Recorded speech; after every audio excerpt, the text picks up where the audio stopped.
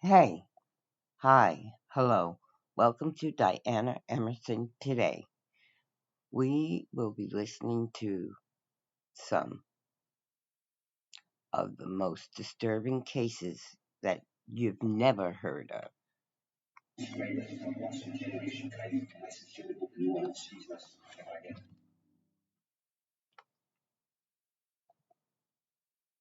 In the quiet town of Dundee, the strange disappearances of 25-year-old single mother Benny Lynn Burke and her 2-year-old daughter Jellica unfolded in February 2021.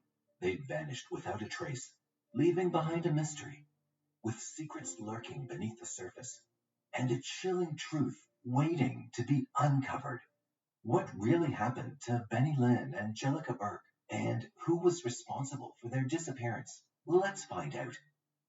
Dundee is a vibrant and bustling city located on the east coast of Scotland, surrounded by stunning scenery. The 45,000 people who call Dundee home are as diverse as the city itself, with locals who are passionate about their city and its culture, as well as students, artists, and entrepreneurs who are drawn to its energy and entrepreneurial spirit. It was the place which wholeheartedly welcomed Benny Lynn and Jellica before a tragedy struck. Benny Lynn Burke was born to Benedicto Aquino in November 1995 in the Philippines. She had two siblings, an older brother and a sister named Sheila.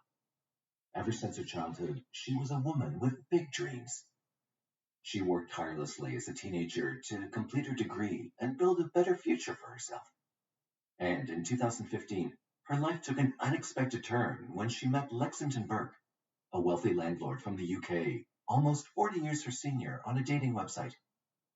Benny Lynn Burke and Lexington Burke's love story was unconventional due to their significant age gap, but their connection was undeniable, leading to a surprise pregnancy. The couple sealed their love in a beautiful wedding ceremony in Samar, Philippines in July 2018. Just a month later, their family was blessed with a baby girl named Jellica. But their marriage was far from perfect. As soon as they arrived in the UK in 2019, cracks began to show.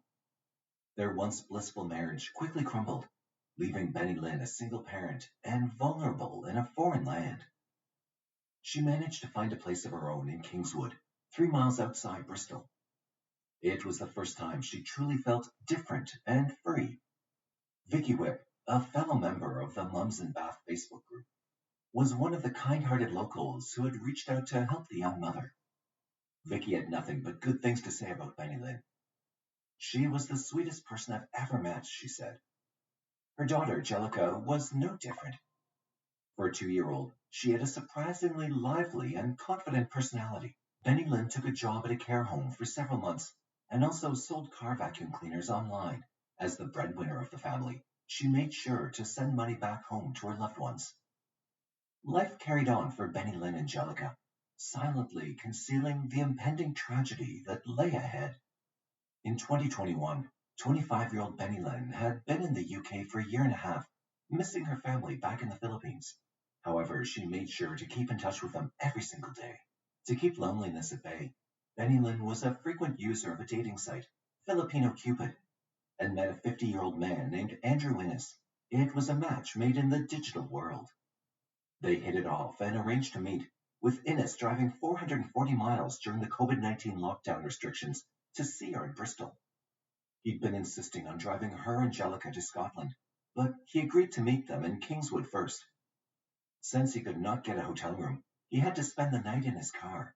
Benny Lynn did not like it and felt sorry for the man. Despite her initial hesitations, Benny Lynn eventually agreed to go with them to his home in Dundee. She was curious about Scotland and wanted to see more of the country. Innes had offered a community relations manager job to her for £1,000 per month, but Benny Lynn wanted to keep her current job. He seemed kind and caring, and Benny Lynn's sister, Sheila Aquino, supported her decision to give him a chance at making her happy again. On February 17, 2021, she was video chatting with Sheila while in the passenger seat of a car headed towards Scotland. Accompanied by her 2-year-old daughter Jellica and another child, Benny Lynn was on her way to spend the weekend with Andrew Innes. She'd not packed any luggage for a long stay. After all, she was to return home to Kingswood soon. As Benny Lynn chatted with her sister during their car ride, Shella's curiosity got the better of her. She asked to see the man who had captured Benny Lynn's heart. Without hesitation, Benny Lynn introduced her to Innes. Shella sized him up. Taking in his tall frame and balding head, the sisters chatted with Innes, making jokes and exchanging pleasantries. The following day, February the 18th, 2021, was dedicated to exploring the city of Dundee, wandering through the halls of the magnificent V&A Museum and reveling in the lush landscapes of Camperdown Park, amongst other popular tourist destinations. Later, Benny Lynn excitedly showed Innes's house to her sister. Little did Shella know that their innocent chat about the white veranda would mark the last time she'd hear from her beloved sister. The following day, Shella began to grow worried when Benny Lynn didn't respond to her messages. 2 more days went by with no word from her sister. Finally, on February 21st, 2021, Innes messaged. He spun a tale of Benny Lynn and the children taking refuge in Glasgow with another man she'd met online, claiming it was to escape custody battles with her ex-husband, Lexington Burke, who wanted to get her deported. Shella's mind raced, trying to make sense of the situation. Was Benny Lynn truly safe? Why hadn't she reached out directly? Shella pleaded to speak to her sister, eager for reassurance, but Innes offered little comfort, telling her that Benny Lynn would make contact once she'd settled down. Benny Lynn had never gone long without reaching out to her family, so when she was out of touch for days, there was no doubt in the family's mind that she wasn't safe. Desperate for answers, Shella wanted to know if her sister was alive. He reassured Shella that her sister was settling in well and had found someone nice, but Shella couldn't shake off the feeling that something was wrong. Innes seemed keen to cut ties with the situation, insisting that he needed to draw a line under this and move on with his life. He promised to delete all evidence of their communication, claiming it was both for his and Benny Lynn's safety. Seeking any proof that her sister was still alive, Shella asked Innes to send a video of Benny Lynn. Instead, he sent an old one. She knew that nothing about the situation was right, but what could she do? She expressed her hope for future conversations, and Innes agreed to reconnect once the dust had all settled. It was supposed to be a routine checkup on March 1st, 2021, but Benny Lynn and Jellica didn't show up for their appointment in Kingswood, South Gloucester. Soon enough, concern turned to panic. The last known sighting of them was at her home on February 17th, 2021, and now no one knew where they were. An urgent report was made to authorities. The Aquino family's heart was already heavy with worry. Then, Benny Lynn's older brother had an eerie dream. In it, he saw photos of his sister Angelica, but some of the faces were blurred and unclear. The dream, like a foreboding omen, sent shivers down the spines of the entire family. And as the days went on without any news of Benny Lynn and Angelica, that feeling of dread only intensified. Meanwhile, the police in England had received information that Benny Lynn may have been in Dundee the previous week. They traced a car that had made the 440-mile journey from Dundee to Bristol and back during the lockdown period. Soon, the quiet street of Troon Avenue was suddenly filled with activity on Friday, March 5th, 2021, at around 3:20 p.m., when Tayside Police Division's investigation into the disappearance of Benny Lynn and Angelica began. The area was swarmed with forensics and CID officers, conducting a thorough search for any clues. After a thorough investigation, they were led to a person named Andrew Innes. On that fateful day, March 18th, 2021, officers spotted the car they'd been tracking parked in front of Andrew Innes' house on Troon Avenue, Ardler. They knocked on his door, and the case's lead investigator, Detective Chief Inspector Graham Smith, confronted Innes about the whereabouts of Benny Lynn and the 2 children who were with her. Innes claimed that they were in Glasgow, but to their surprise, he refused to let the officers enter his house, citing self-isolation. When that didn't work, he said his daughter had just come out of the bath. The officers caught a glimpse of the fully clothed girl inside the house and insisted on gaining access. What awaited them on the other side of the door was a scene of chaos and disarray. The kitchen was in shambles, with pots and pans scattered on the stairs. In an unexpected confession, Andrew Innes made a startling admission to the officers at his doorstep. When asked about the whereabouts of Benny Lynn again, he replied with a haunting phrase, "I killed her. She's under the floor." Andrew Innes, the man at the center of the tragic case, had an interesting background. He was born in June 1970 and attended Alva Academy before moving on to study at Aberdeen University. Later on, he worked in computer gaming for several firms in Dundee. However, his life took a dark turn when he moved to Japan with his Japanese wife and their children. Their marriage fell apart miserably, and he found himself deported back to the UK in 2019. It had impacted him to the core. Innes was also quite the online dater. He had an account on no less than 34 dating sites, including one called Filipino Cupid. It was on this site that he met Benny Lynn, who was also looking for companionship. Soon after, he became the prime suspect for killing Benny Lynn and Jellica. The police uncovered his dark secrets.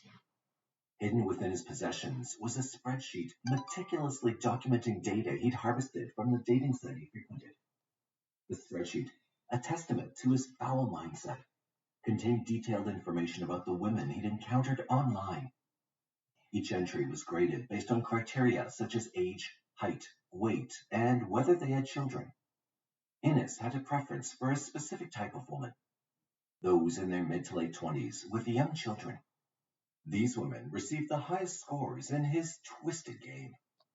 Little did Benny Lynn know, she had unwittingly crossed paths with a predator who had deliberately singled her out and groomed her. He confessed to the detectives that an argument between him and Benny Lynn had turned violent, leading to her untimely death. After some initial denials, he had no trouble in accepting that he'd also killed the little girl Jellica.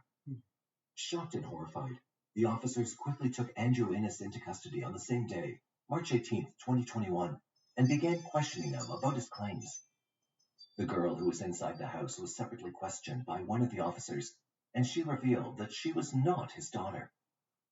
According to Innes, he'd buried the two bodies 3 or 4 feet down in the kitchen under a thick layer of concrete.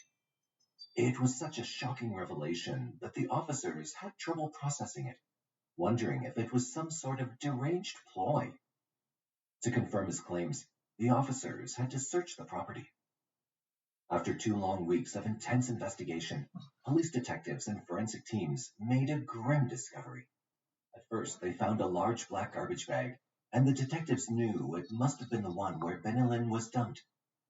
But then, as they continued their search, they found a smaller bag next to it. It was the kind of bag that a little girl like Jellica would fit into. The realization hit everyone hard. Not only had Andrew Innes killed Benny Lynn and her daughter, but he'd also dumped them under his own kitchen floor. But there was still one question that lingered. Where was the other child who had been with Benny Lynn? The investigation continued, but the child was officially reported missing. It was a case that sent shockwaves through the community. People were agitated and wanted answers. Forensic scientist Barry Mitchell took the lead and revealed the horrific details of Benny Lynn Burke's murder. The discovery of Burke's DNA on the heavy 1.5 kilogram lump hammer found on the property left little doubt about the weapon used to take her life. The post-mortem examination showed that Burke, a petite woman weighing only 77 pounds, had suffered a single stab wound to her chest and severe head injuries. The detail of Jellica's autopsy were equally horrifying. The examiners found that the little girl had died due to asphyxiation, and there were signs of pressure on her mouth and neck. It was odd for Benny Lynn's sister, Shella Aquino, to see 65-year-old Lexington Burke's number on her phone screen. He was Benny Lynn's ex-partner and Jellica's father, but they rarely talked. When she received the call hoping to hear good news about her sister and niece, Burke broke the news of their death to her. They were in shock and traumatized by the fact that they couldn't understand. The weight of the revelation was almost unbearable, leaving Shella at a loss for words as she contemplated how to share this devastating information with her parents, who were miles away. Although formal identification was yet to take place, the family had already received the heartbreaking news. For families in the Philippines like theirs, sending daughters and sisters abroad for a better future was a common dream. But for Benny Lynn and her daughter, it ended in unimaginable horror. Benny Lynn's father, Benedicto Aquino, expressed his sorrow and surprise, wondering why his daughter, who was kind and God-fearing, had to meet such a gruesome end.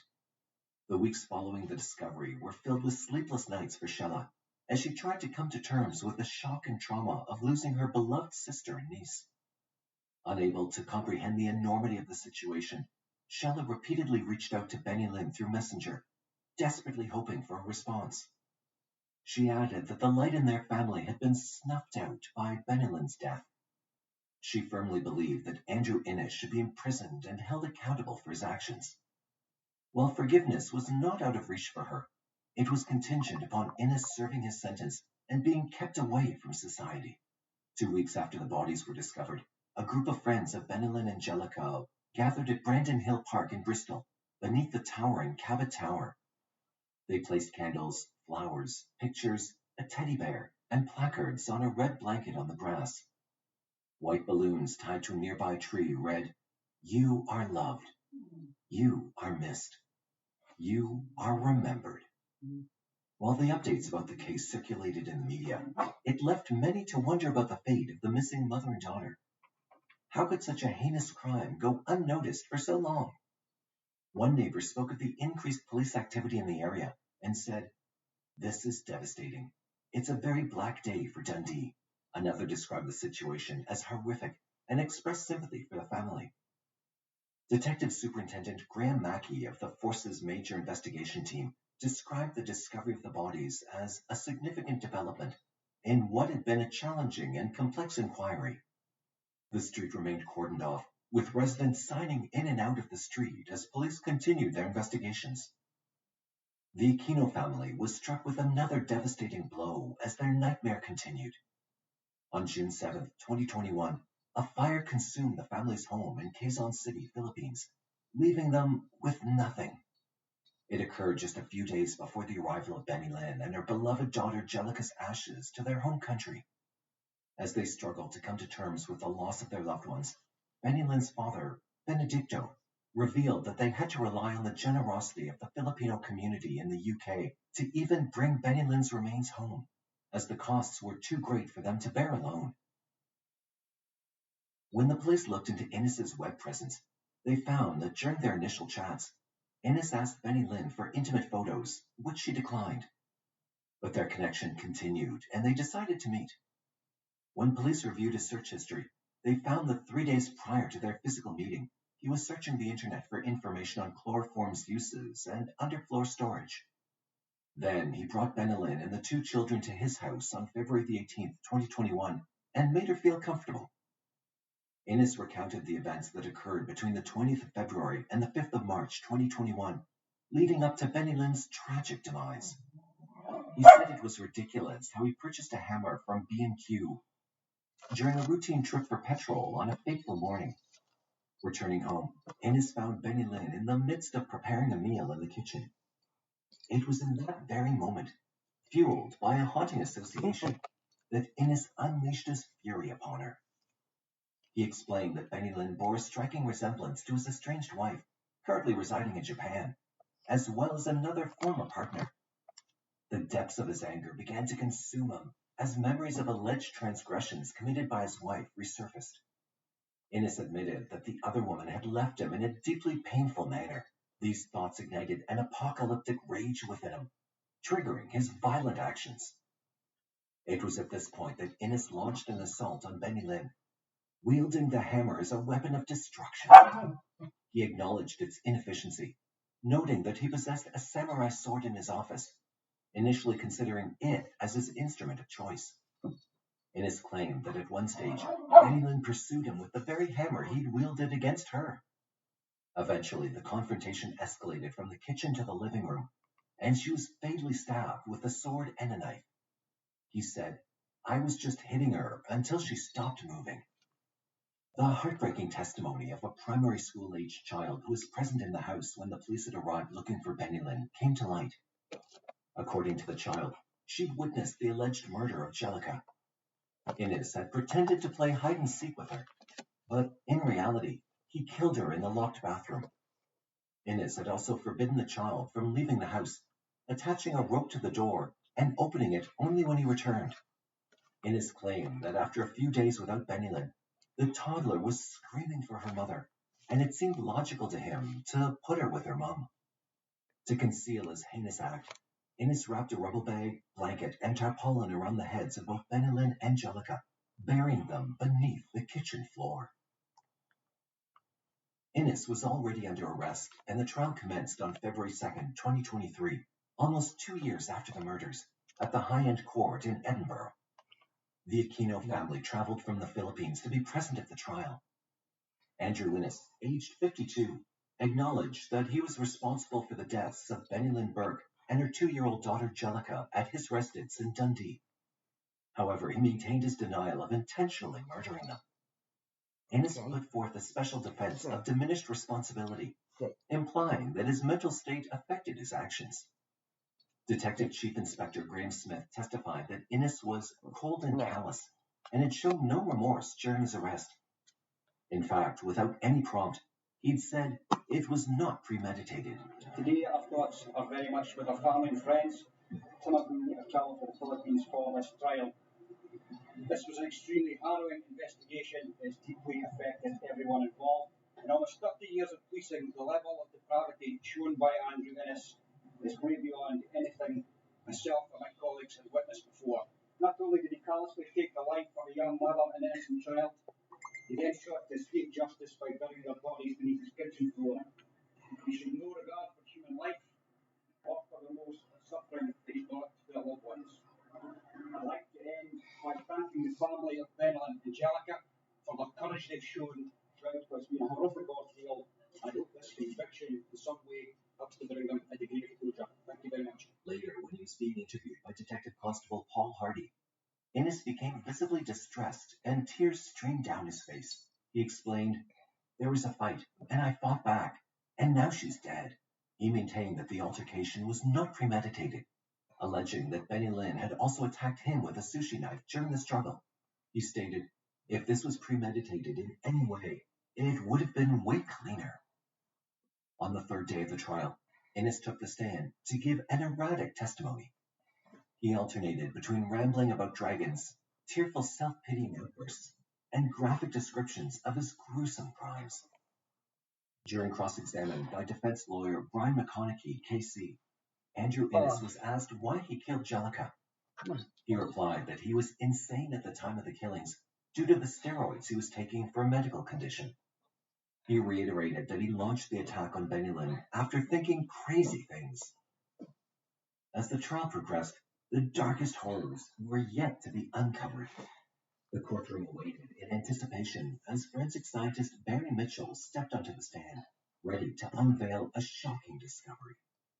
Not only was Jellica and Bennylin's DNA discovered on Innes's dressing gown, but they'd also recovered a condom from a bin in Innes's home. It contained DNA from both Innes and Jellica Burke. The courtroom was filled with a sense of shock and disgust as the true extent of Innes's heinous crimes slowly began to unfold. The magnitude of these findings painted a disturbing picture of the events that had unfolded. The trial had already uncovered some gruesome details, but the worst was yet to come. The courtroom was emptied as the jury was shown video evidence of a primary school-aged girl who alleged to have been assaulted by Innes. The young girl described in heartbreaking detail what was usually carried out in Andrew Innes's house, which included the use of handcuffs. She claimed that he paid her after the acts and had even given her a purse to store her savings. On February 6, 2023, while the judge, Lord Beckett, deemed the defense's evidence of Innes's alleged psychosis to be insufficient and instructed the jury at Edinburgh High Court to find the accused guilty of murder, the child's testimony had already left everyone in the courtroom shaken. It was clear to them that Innes was capable of unspeakable evil. The jury's verdict was swift and unanimous. Guilty of 2 counts of murder. This wasn't just any case, but a once-in-a-generation inquiry, according to the staff of the National Crime Agency. Innes was given a life sentence and was told that he'd have to serve a minimum of 36 years behind bars. Meanwhile, the child who'd been with Benny Lynn and also reported missing was eventually found. However, the detectives did not disclose any details about how or under what circumstances the child was found. Finally, justice had been served, but the memories of his heinous crimes were just as fresh. Benny Lynn and Jellica Burke's life came to a tragic end, but their family wished for the world to remember Benny Lynn as a loving and dedicated mother. She had migrated to the UK with the sole intention of providing her family with a better life. Her sister, Shella, reminisced about her sister's kind and selfless nature. Even after a considerable amount of time had passed since her demise, the pain of losing her remained raw for Shella. Now, all she had were the precious memories captured on old videos of Benny Lynn and her niece, Jellica. Was Benny Lynn Burke's death meticulously planned beforehand? Do you think it was steroid-induced psychosis that had driven Andrew Innes to commit such a heinous crime against her and her innocent child? She didn't do anything to aid her death, but she didn't do anything to stop her from dying. I really did. I just watched it happen. The man in this chilling interrogation footage you've just seen is 39-year-old Mark Jensen, whose seemingly happy marriage was rocked by a tragic incident that resulted in his 40-year-old wife, Julie Jensen's death on December 3rd, 1998. Initially, it was thought that Julie had taken her own life, leaving her family distraught, until a letter emerged from the grave. You know, she contacts us a couple days before, and she reads us this letter. Okay? Then all of a sudden, boom, she turns up dead. A letter that shifted the investigation in an entirely new direction. What was the truth behind Julie's death? And how did a letter emerge from the grave? Tucked in the heart of the Chicago-Milwaukee corridor on the Lake Michigan coastline, Pleasant Prairie is a charming village located in Kenosha County, Wisconsin. One of the biggest draws of this place is its natural beauty, with several parks, nature preserves, and hiking trails available for residents and visitors to enjoy. The village has a thriving economy with several major businesses, including Amazon and Uline. Pleasant Prairie is home to the Pleasant Prairie Premium Outlets, which features over 90 high-end retail stores, making it a popular destination for shopping enthusiasts. With all these different features, Pleasant Prairie truly stands out as a special and desirable place to live. It booms in summer, but becomes desolate as winter settles. However, no one in this idyllic village of Wisconsin was quite prepared for what took place in early December of 1998. Julie Jensen was born as Julie Carol Griffin on February 26, 1958, to her parents Raymond Griffin and June Constance Hackert Griffin. Julie was the only daughter out of 6 children in the family. One of her brothers, Richard, passed away in 1957, just a year before Julie came into this world. But she got the privilege to grow up with her other 4 brothers, Larry, Michael, Paul, and Patrick. As the only girl of 5 siblings, Julie was the princess of the family, and her brothers were her protectors. Although a family of 7, Raymond's job at an automobile manufacturing company ensured that the Griffins were well provided for. On the other hand, Julie was a homemaker and dedicated all her time to her 5 children. As a part of her religious family, Julie and her siblings grew up attending regular church services and Sunday school classes, which further strengthened Julie's faith in God. Throughout her whole life, she always valued family and respected elders. Those who knew and loved Julie would say that she was a gentle, laid-back, sincere, and cheerful soul. Growing up, Julie changed schools around Kenosha County, but maintained the reputation of being an excellent student throughout middle and high school. Outside of her studies, she also sang in the church choir. Julie graduated high school in 1976 and went on to attend the University of Wisconsin-Parkside to pursue a degree in nursing. She also worked part-time in a Sears department store in Oshkosh, Wisconsin. She believed that her faith in God would lead her to a path that was chosen for her. Be it faith or fate, it did lead her to the man she thought she would spend her life with. In 1981, at the age of 23, while attending university, Julie established a romantic connection with Mark Jensen, a fellow student who was a year younger than her. Eventually, Mark graduated college with full credits and became a stockbroker, but Julie dropped out when she was just one semester short of obtaining her degree. She had no difficulties in her study, but due to the nature of her work, she had to closely monitor the patients, and it took a toll on her mind. She left upon realizing that the nursing field wasn't quite the right fit for her. However, she was excited for another new chapter in her life. In 1984, Mark and Julie took their vows and settled down in the Carroll Beach neighborhood of Pleasant Prairie. While Julie stayed at home, Mark went on to work in the finance industry and support the family. During the first few years of their marriage, they were on top of their game as a couple. In 1990, Mark and Julie's first child, David, was born. Eddie, While Mark ensured what did their I tell financial you? stability, Julie devoted herself to Eddie. their son's well-being. Just a few years later, in 1995, Mark and Julie welcomed their second son, Douglas, into the world.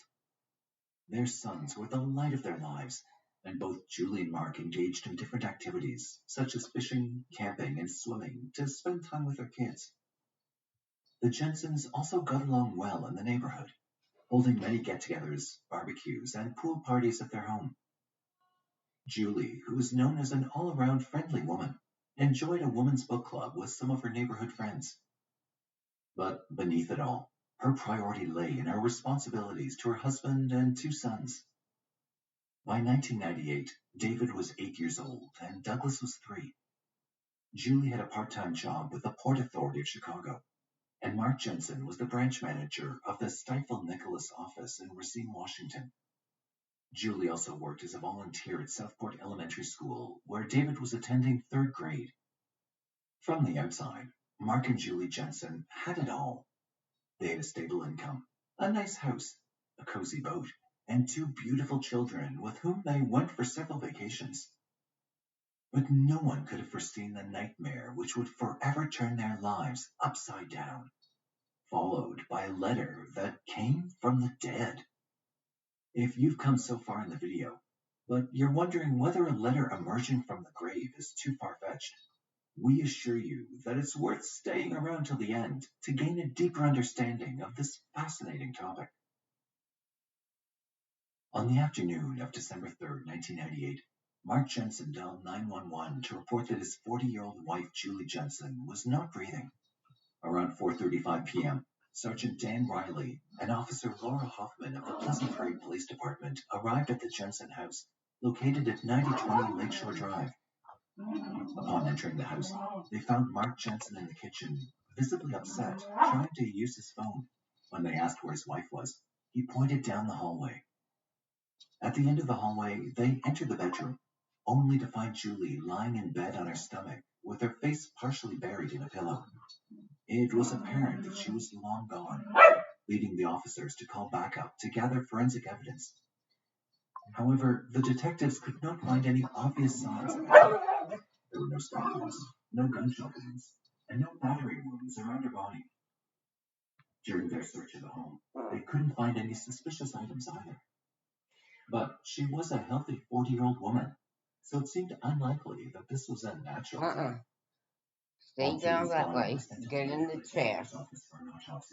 Detectives started questioning Mark regarding the events that led to this tragedy. But we need to find out what happened here. Oh, I did not do anything to hurt her. There was a question between myself and the kids that morning whether or not to call. And her breathing was funny. She had hardly get out of bed. I mean, it was a god-awful situation. Mark told the investigators that Julie had been sick for the past 3 days and even vomited the day before. He said he'd been concerned for her health, but Julie did not want to see the doctor. Here's a statement. Wednesday, December 3rd, Julie, they could hardly move. At 9 p.m., told me that she was fine and she wanted to come in. And on Wednesday morning, Julie asked me not to call anyone. me not to call her help. She wanted to die. Right? Yeah. So on Wednesday morning, When she asked me not to call anybody, she's pretty bad off. Wednesday she morning. wasn't looking good. She got no motor control. Should you call the rescue squad that Wednesday? You think? She was bad off enough to where she should have called the rescue squad, but she didn't want you to. She didn't want me to. Well, I should have. You know, hindsight, I know that. She didn't do anything to aid her death, but she didn't do anything to stop her from dying. I really did. I just watched it happen. When Mark sent his kids to school that day, he promised them that if Julie didn't feel better by the time they came back, he'd take her to the hospital. Sadly, the poor kids would not see their mother alive and well ever again. Mark claimed that when he returned home that afternoon after picking his sons up from school, his wife was laying in her bed, motionless. Julie's family was notified about the tragedy, and her 4 brothers were devastated at the news of her loss. Investigators were unsure about Julie's cause of death, and they hoped that reports from the autopsy could shed some light on the mystery. Unfortunately for them, the first autopsy report did not identify a cause of death. However, a toxicology report later showed that Julie died of ethylene glycol poisoning, most commonly used as antifreeze, a radiator fluid additive that prevents the coolant from freezing.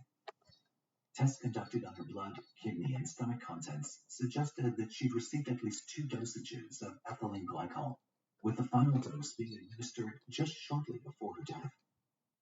Investigators at this point believed that Julie had taken her own life, but they knew they needed to be certain to crack this case, which led them to dig deeper into the lives of Mark and Julie Jensen. Soon, they discovered that things were not as they appeared on the surface. Rather, there were secrets hiding behind the facade of a loving and happy family. Detectives learned that the problems in the marriage of Mark and Julie began surfacing during the early 1990s, just after the birth of David. Just like many other women, following the tiring ordeal of childbirth, Julie fell into postpartum depression. Her condition was so frail that she had to seek therapy from psychotherapist Paul DeFazio. During therapy, DeFazio learned about Julie's troubled family history, which included her mother's lifelong depression and alcoholism, and her brother Patrick's attempt to take his own life at the mere age of 17.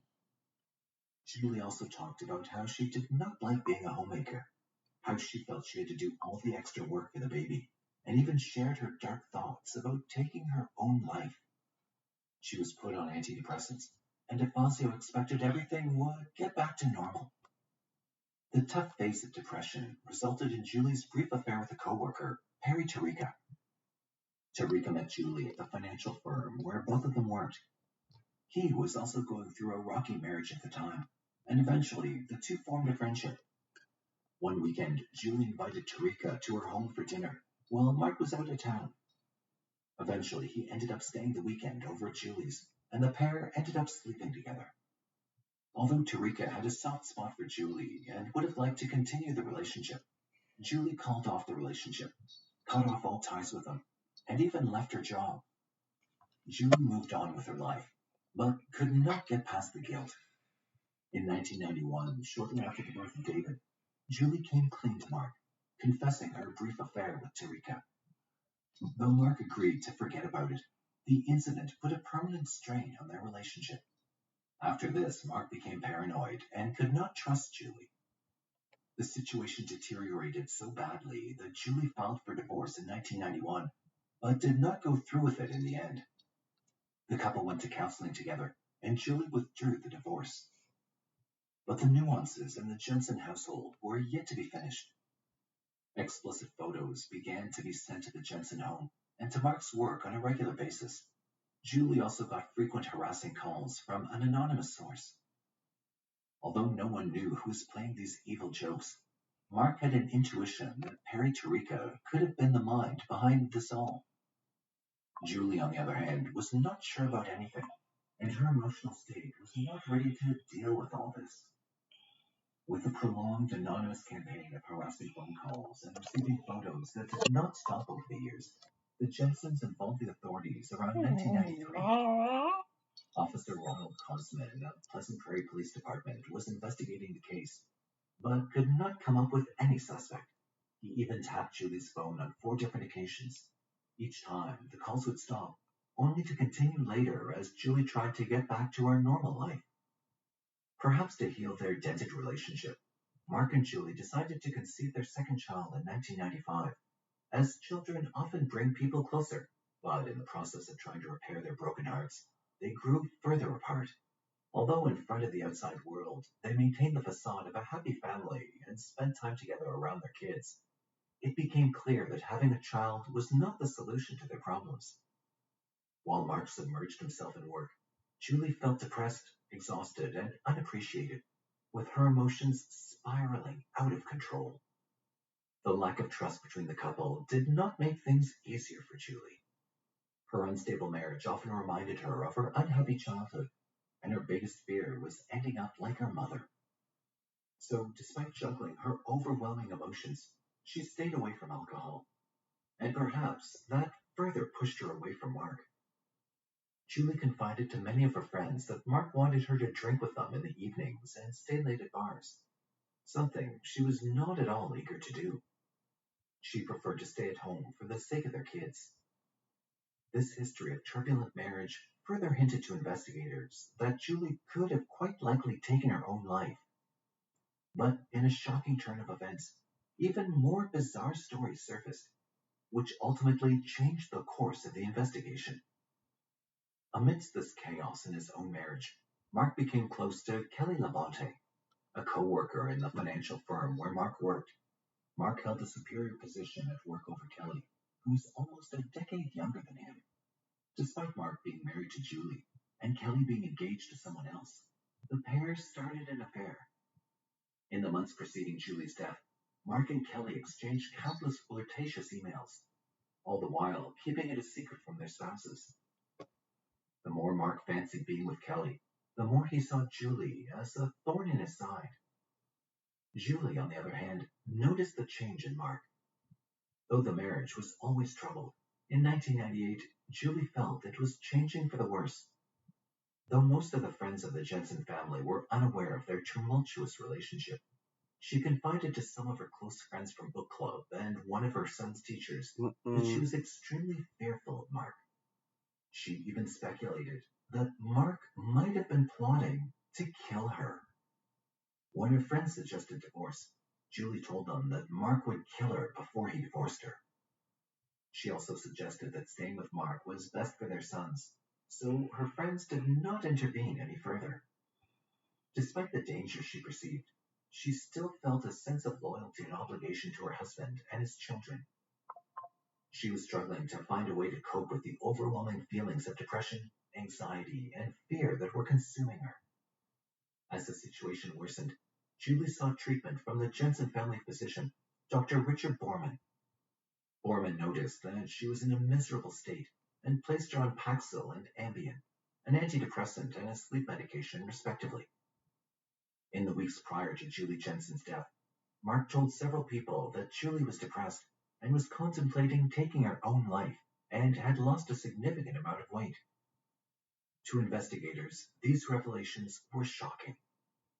While they were busy digging up the truth about Mark and Julie's relationship, some more disturbing things were taking place. Mark might not have been the perfect husband for Julie, but her brothers were completely astonished when Mark did not honor Julie's wish, even in death. Julie had previously desired to be buried beside her deceased brother Richard, but Mark went on to cremate her even without notifying the family. It was a big blow to them. And needless to say, after this, Mark's intentions were under scrutiny by her brothers. They couldn't help but feel he had something to do with their sister's murder. Mark, however, was not a man to back down. In fact, his behavior became even more strange during Julie's funeral. He allegedly showed no signs of grief and even laughed and cracked jokes. One of Julie's friends later commented that a stranger's death would have been mourned harder than Mark Jensen was mourning his wife's death. Neighbors also told police that just a week after Julie's funeral, they saw Mark disposing of what appeared to be Julie's belongings in the garbage dump. From all sides, fingers were pointing towards one man, Mark Jensen. But feelings were not proof that can be used in a court of law, and the evidence detectives gathered by interviewing numerous people and digging deeper into the relationship was merely circumstantial. The investigators found themselves grappling with the challenge of gathering concrete evidence, only to have a damning proof surface from a source they never would have anticipated. The evidence emerged in the form of a sealed package that was submitted to authorities by Julie's next-door neighbor and friends, Ted and Margaret Voigt. They told the investigators that just before her demise, Julie came to them and gave them the package for safekeeping, with the instructions that the package should only go to the police if something happened to her. They told police that she feared that her husband was trying to harm her. The envelope contained a letter signed by Julie and a photograph of a shopping list written on Mark's business planner. Surprisingly, the list mentioned drugs and syringes. But it was nothing compared to the content of the letter, which brought up the voice of the dead itself. Her words from the grave were so appalling that they had the power of providing the key piece of evidence to investigators. She went on to say that she would never take her own life because of her kids, as they meant everything to her.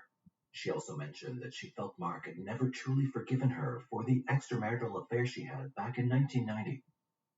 She ended the letter by acknowledging that her husband and kids were her greatest love, accomplishment, and wish, whom she addressed by her 3 Ds, David, Douglas, and their daddy. Comparing the known written samples of Julie, the handwriting experts determined that the letter indeed came from Julie. This was the rarest of rare occasions, when the deceased had predicted her own future, leaving behind clues as to who's responsible for the death. The letter would be known as Letter from the Grave and garnered national attention. But for the time being, detectives kept the knowledge of the letter hidden. Though the letter was incriminating enough, other evidence came to light. Searches of the Jensen family computer revealed some more incriminating evidence. In the days prior to Julie's death, there had been some disturbing web searches on the computer, which included poisoning, botulism, and ethylene glycol. Detectives also found out that before her death, Julie had left voicemails with police officer Ron Cosman, who had investigated the harassing phone calls and photos during the 1990s. In those voicemails, she warned that if she died, Mark should be investigated. Unfortunately, Cosman was out of town at the time, and it was too late before he came back. Another forensic report also showed that Julie Jensen's death resulted from asphyxiation as well as poisoning.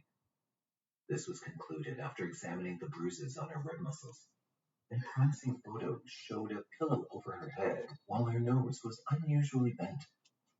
Detectives believed that Mark was poisoning her over the course of a few days, but ended up suffocating her, realizing that the process was too slow.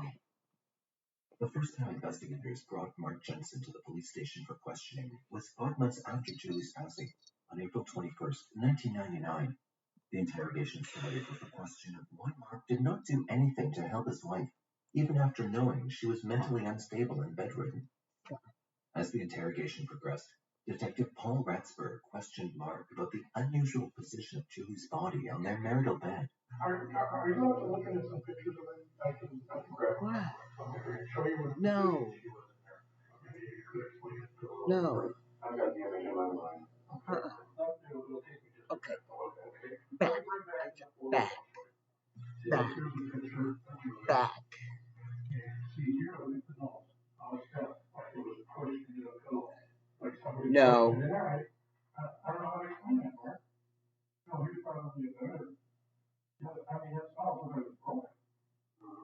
I have Dr. Chambliss's report right here, which says it's basically an asphyxia death. She suffocated.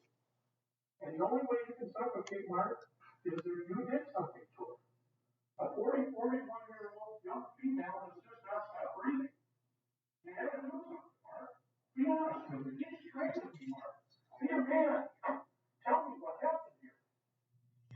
Nothing more than what I told you. You didn't get on top of her? No.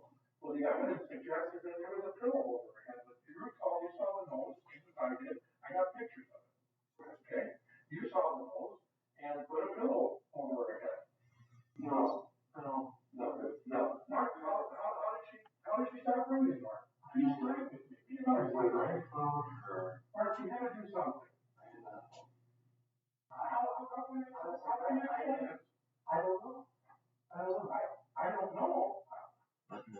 much he tried to extract a confession from Mark, he kept denying all the allegations.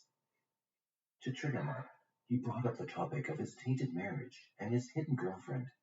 Well, let's get back here to Julie.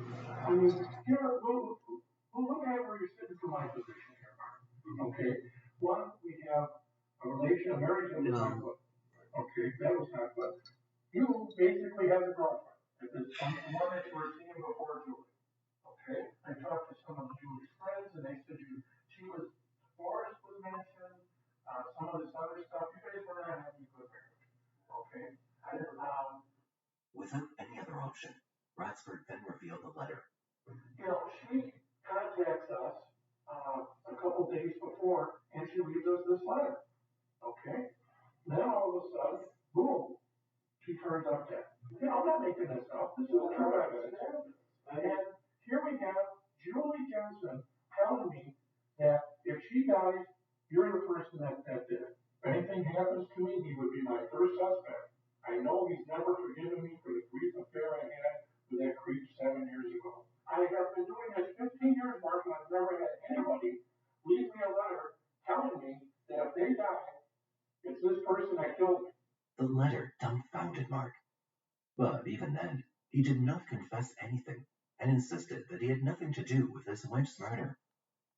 While Julie's family and friends thought that Mark was responsible for her death, Mark's family believed otherwise. His parents, Dan and Florence, believed the police had it all wrong. They implied that, as a trained nurse, Julie had all the knowledge about drugs and poisons. They also stated that Julie used the home computer to do research, and then took the small amount of ethylene glycol herself, but never intended to die. They thought that she'd miscalculated the dose and died as a result. They believed Julie hatched a plan to try to make it look as if she was being poisoned by Mark, so that he would go to prison and she'd end up with the kids in the house. It was the only reason why, despite telling multiple people that she was in danger, Julie still stayed in the house. In his statement, Dan Jensen clearly mentioned that he believed Julie's letter was part of her plan. It was all part and parcel of several years of her framing and planning how she was going to do this. She needed witnesses besides the poisons. She made sure that she gave the letter to the next-door neighbor. She needed to establish people who would be witnesses on her behalf, Dan stated. Could it be true? Could Julie Jensen have done all of this just to frame her husband? Or had something more sinister transpired in that house? Nobody had an answer yet, but authorities seemed not to buy this story. In between numerous uncertainties, Mark Jensen certainly found himself under the magnifying glass of law enforcement, but detectives did not have enough physical evidence to file murder charges yet. Julie's letter was an eluding factor towards Mark's possible guilt, but it was inadmissible in a court because of the U.S. law that an accused must always hold the right to confront the accuser. In Mark's case, his accuser, Julie, was dead, leaving no way of cross-examination, as investigators dedicated themselves to the tiring work of finding significant proof to apprehend Mark. He seemed to be moving on with his life. Kelly Labonte separated from her then-husband and moved into the Jensen house. In May 2002, Mark and Kelly tied the knot and moved to Wisconsin with David and Douglas, where Mark started a successful construction business. Later in the same year, Kelly gave birth to Mark's son. But it was in the same year that prosecutors finally filed first-degree murder charges against Mark Jensen. On March 20th, 2002, then 42-year-old Mark was taken into custody, but the fight for inclusion of the letter and the voicemails in the trial was ongoing. Mark's defense, on the other hand, was trying their best to keep them away. The legal wrangling over evidence went on for several years, and after several pretrials, in 2007, Wisconsin Supreme Court finally ruled the letter admissible as evidence. The court determined that they had enough probable cause to believe Mark's right to confront Julie was forfeited because he most likely prevented the witness from testifying. Mark Jensen's trial started inside the Kenosha County Court on January 7, 2008, 9 years after Julie Jensen's tragic death. During the trial, Mark's defense attorney, Craig Albee, tried his best to paint a picture of Julie as an emotional, disturbed, and depressed woman who took her own life while framing her husband in the process due to revenge. He questioned Julie's motives while describing how Julie expressed her fears to everyone, but did not leave Mark and did not secure her children's safety. People who are depressed feel hopeless. It's a dark place. It's terrifying. It's frightening because there's no way out. And we'll come back to the letter many times, and you'll have to decide whether it's a blueprint for framing her husband. The defense even brought up an instance where Julie told one of her neighbors not to get concerned if she was not seen outside around December 2nd, 1998, as she was expected to be put on medication. Albie also shed light on the fact that Mark was not the only one who used the Jensen family computer, and the disturbing web searches could have been Julie's deeds all along. Certainly, these arguments caught the jury's attention, but the prosecution had much more to say. The prosecutor and district attorney, Robert Jambois, described how Julie Jensen was a tormented wife, and how Mark Jensen had both motive and opportunity to kill her. She was sick, why she was ill, why she was suffering. As he lay next to her that night in the marital bed on the evening of December 3rd, 1998, as she was barely able to breathe, Mark Jensen lay there next to her, knowing what she was going through because he'd read all about it on the internet in the months preceding her death. Julie viewed herself as a loving mother and as a loving wife, and all she wanted was some attention from her husband. She wanted her husband to love her, and in fact, she even thought that he was trying to poison her. To support their evidence, the prosecution presented witness after witness that testified that Julie was afraid of her husband. Most of those witnesses were Julie's neighbors and friends, but among one of those witnesses was Edward Clubb, Mark's former co-worker, who took the stand with a bone-chilling testimony. Ed Clubb told the judge that back in 1998, just weeks before Julie's death, in a bar he was having a conversation with Mark. He started talking about different websites that he had been going to, and talking about poisoning his wife. It was a conversation that Clubb kept hidden until the trial. The revelation was shocking, but Mark's defense tried to punch holes in his story, questioning why he did not come out with the truth before. Ed Clubb simply answered that he was afraid of Mark. Whether his story was true or false, more surprises were to come in the courtroom. The prosecution also called two other witnesses to the stand, two inmates who served time with Mark in 2007. The first one to take the stand was David Thompson, who was behind bars for robbery charges. Thompson claimed that Mark was hatching a plan to make Edward Clubb disappear from the face of the earth. He said Mr. Clubb would ultimately be the one that would bring him down to get him locked up in prison. And he wished that he would just go away. And what did you do in order to accomplish that objective? I told him that I could possibly make it happen for him.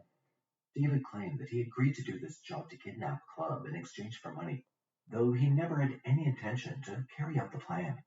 Shockingly, Thompson even made a call to Kelly asking for money, though the actual plan was never mentioned in it. You got my myself today in a different way, which is interesting. Mm-hmm. And I might have you give up the money. Just a little bit. How much? It'd be like 500. Maybe twice. And that would be it. The second in the line for jailhouse snitches was a convicted felon, Aaron Dillard. He testified that, during incarceration, Mark Jensen confessed to him that he poisoned his wife, and described to him in graphic detail how he suffocated her to death. Although Mark's defense was accusing both of the inmates of lying for their own benefits, the jury did not seem to buy Mark's story. Additionally, Dillard's testimony matched the medical examiner's findings that Julie died of asphyxia along with poisoning. After all the evidence and witness testimonies were presented, Craig Albee, in his closing statement, reclaimed that Mark Jensen was indeed innocent and had no participation in his wife's death. Julie did that to herself, falling prey to her unstable mind. Prosecutor Robert Jambois, on the other hand, accused Mark of intentionally murdering his wife and watching her die. On February 21st, 2008, after days of deliberation, the jury announced the guilty verdict. Minutes after the verdict was read, Prosecutor Jambois expressed his thoughts. Mark Jensen is one of the most cold-blooded people I've ever seen in my life. To lay next to his wife at night as she's gasping for breath, gasping to live, but trying to live as he then listens to her, waiting for her to die. On February 27, 2008, Mark Jensen returned to court for sentencing. His sons, David and Douglas, who believed their father's innocence the whole time, pleaded for leniency. Julie's brother, Paul Griffin, however, requested the judge to show no mercy You haven't over his reached sister's it? murderer. To show no mercy for I Mark Jensen. thought you had gotten a new one. Because he showed no mercy No. to his wife, sister Julie Jensen. Before sentencing, I the still judge got. passed some harsh comments to Mark Jensen. I still have a Eventually, little he was something. sentenced to life in Well, prison without a possibility of parole. Okay. To Julie's So, loved ones, okay. justice was served. Think we'll be able to pick one up tomorrow on our way back in? Or what plans would you make? You going in later? However, the saga wasn't over yet. After years of appeals, Mark Jensen won a new trial. Yeah. Because the Supreme Court of Wisconsin I have decided money. that Julie's I'll have letter money should tomorrow not have been morning. allowed into the trial because it violated Jensen's Sixth Amendment rights. On January 9th, 2023, Mark's second trial began without the letter this time. The prosecution focused on other evidence that proved his culpability. Oh, well, I was just left up for anesthesia. For Eddie, you know what? If you don't move your damn. The jury found him guilty again. Okay.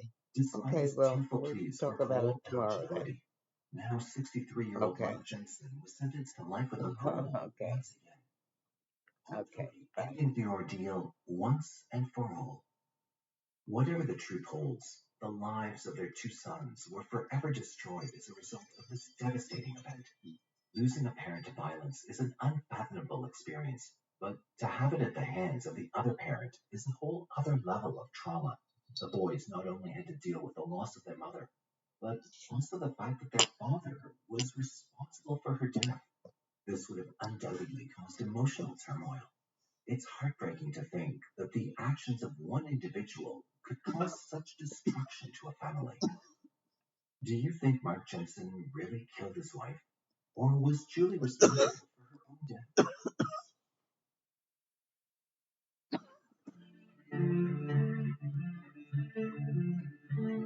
My name is Teresa Grimes.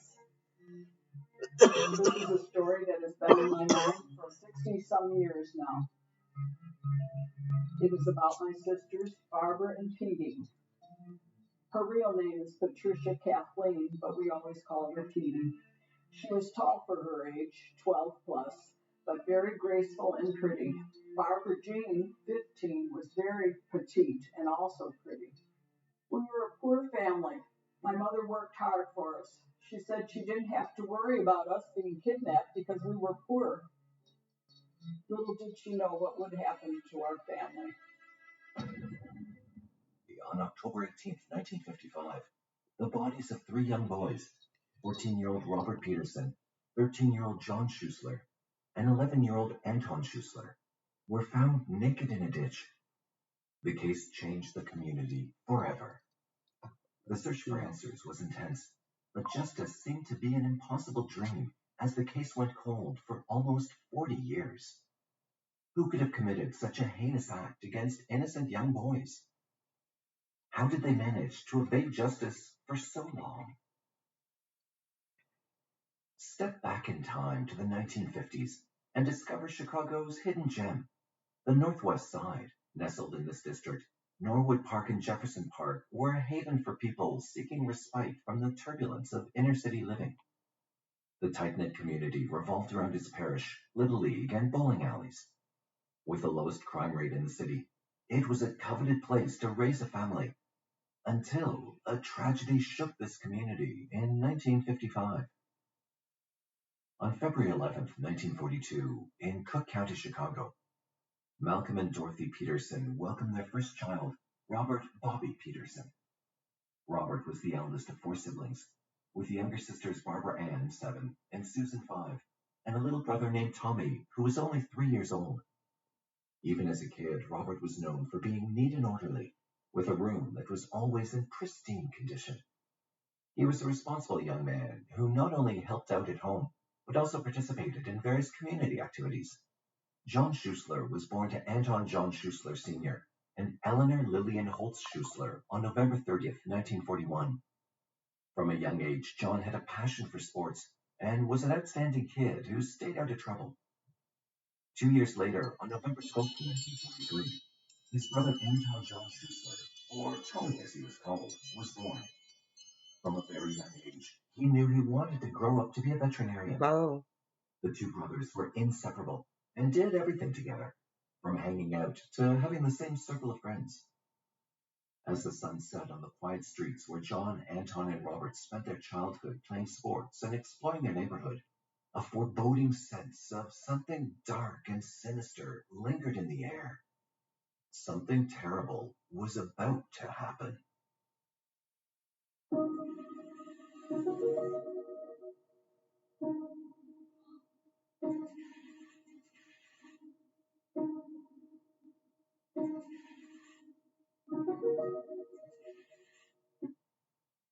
It was October 16th, 1955, and a crisp autumn day in Chicago.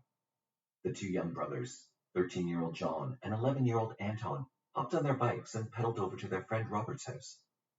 They'd already helped their father hang a clothesline in the basement, as he was not feeling well, so they had the day to themselves. John and Anton had each got $1.25 in cash burning a hole in their pockets, and a daring plan: to sneak downtown and catch a movie. It was a risky and forbidden adventure for the brothers, but their 14-year-old friend Robert was the expert and was allowed to go. John and Anton Schuessler and their friend Robert Peterson, they went to the Loop Theater to see a Walt Disney movie called The African Lion. We believe they were picked up and disappeared. His mother, Dorothy, even helped them pick out a film, Disney's The African Lion, for them to watch in the Loop Theater. With $1.50 in his hand, Robert bid goodbye to his parents, kissed them according to their family routine, and left the house with the promise of returning home by 8 p.m. As the night grew darker and the clock ticked past 8, panic set in for both families. There was no sign of the boys, and no phone calls. Eleanor, John and Anton's mother, made a call to the Peterson house to inquire about the boys. Dorothy, Robert's mother, informed Eleanor that they'd left for downtown, which was a shock for her. The fear only grew when there was no word from the boys, prompting Dorothy Peterson to contact police at the Gale Street station at around 10 p.m. She spoke to Sergeant Petz, who asked the families to contact the police again if the boys didn't return in an hour. The sky had been beautiful blue when the boys had set out on their adventure, but as the day wore on, the weather took a turn for the worse. The stormy night brought heavy rainfall and added an extra layer of anxiety to the neighborhood. Despite the harsh conditions, Mr. Peterson and Mr. Schuessler refused to give up their search for their missing sons. They scoured every hamburger place along Milwaukee Avenue and even checked the Loop Theater where the boys had planned to see a movie. But all their efforts turned up nothing. The boys seemed to have vanished into thin air, and it became clear that the only option left was to involve the police. Despite their kids attending the same school and being friends, the Peterson and Schuessler families had never really crossed paths or spoken to each other. It was as if their lives were running parallel without ever intersecting. Little did they know that their lives were about to become deeply intertwined in a way they never could have imagined. As the police began their search for the missing boys, they asked the parents about the boys' clothing and possessions, hoping to gather any possible clues. They learned that Robert had been wearing a distinctive White Sox jacket, while the other boys were wearing Cubs jackets. But where could they be? The downtown area was hours away by car, so it seemed unlikely that they could have gone that far. Perhaps they'd spent their money on snacks and were walking back home in the heavy rain. Or maybe they'd gone bowling, a favorite activity of the boys. The search continued as theories and ideas were tossed around, but the only thing that was certain was the growing concern of the families involved. As the sun rose on October 17, 1955, the day after the boys' disappearance, the sense of unease in the community grew even stronger. The police were baffled as well, as they'd never had a case in that community where a missing child didn't turn up. Although Robert had skipped school a few times before, everyone knew he was responsible and would never leave Anton and John on their own. The detectives decided to visit Farnsworth School on Linder Avenue, where the boys studied, to see if the disappearance had something to do with the school.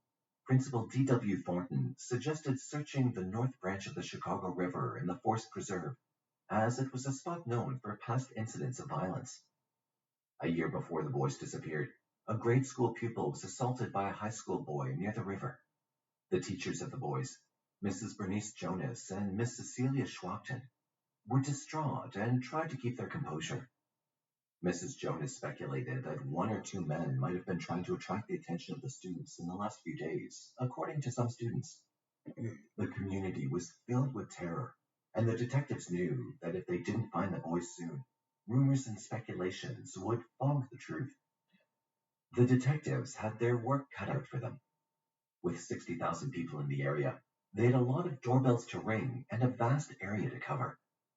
They knew they had to narrow down the search locations to increase their chances of success. So they began by checking the Loop Theater and contacting the bus drivers who were working on the day the boys went missing. One driver, Bruno Mansorini, had a crucial lead. He remembered seeing the boys who matched the description of Robert, John, and Anton getting on his bus at Berthoud Avenue, showing student ID cards. He dropped them off at Lawrence Avenue, where they were headed to the Jefferson Park recreation alleys for bowling. The problem was they hadn't asked for a transfer slip, which meant they were supposed to get off at Central near the Peterson home. Perhaps that innocent change of plan triggered a horrifying series of events. It seemed like the detectives were finally making some progress in the search for the missing boys. Sightings at the bowling alley provided the next crucial lead. Neighbors and relatives of the boys confirmed they'd seen Robert and Anton at Monte Cristo Bowling Alley, going to take a washroom break while John chatted with a neighbor. The boys left at 8 p.m. after Robert and Anton returned from the washroom. The alley manager, Edward C. Davis, added more information to the mix, revealing that the boys had been there twice that day, once around 3:15 p.m. and again at 7 p.m. They'd not bowled because they didn't have enough money. It raised the question, how did three young boys end up back at the same location where they'd been turned away just hours earlier? Why would they return without any money to bowl? The detectives had a timeline to work with now, and it was up to them to piece together the rest of the puzzle. But there were still gaps in their understanding of what had happened.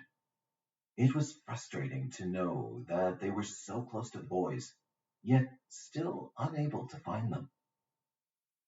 The atmosphere in the office of Russell Corcoran, the captain of the 33rd Precinct of the Chicago Police Department, was tense and heavy on that fateful day of October 18, 1955. The case of the missing Peterson and Schuessler boys had consumed the entire department, and the captain had just finished reassuring the commissioner that they were doing all they could to find them. But then the phone rang again at 1:15 p.m., and the captain answered it, thinking it was just another routine call. But as he listened, his face turned pale and tears welled up in his eyes. After hanging up, the captain made a grim announcement that would haunt the team of detectives forever. 3 naked bodies of young boys had been found.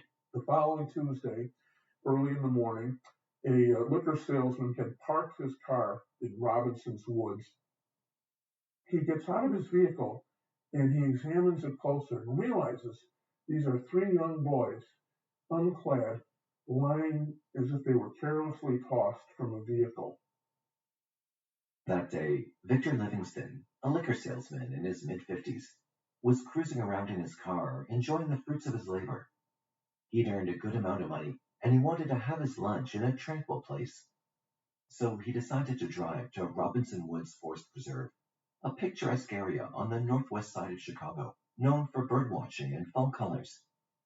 But little did he know that he was about to stumble upon something horrific. As he sat in his car, just about to eat, something caught his eye. A body lying motionless on the ground. He quickly drove away to find a phone and call the police. Different authorities came up at the scene as the news spread.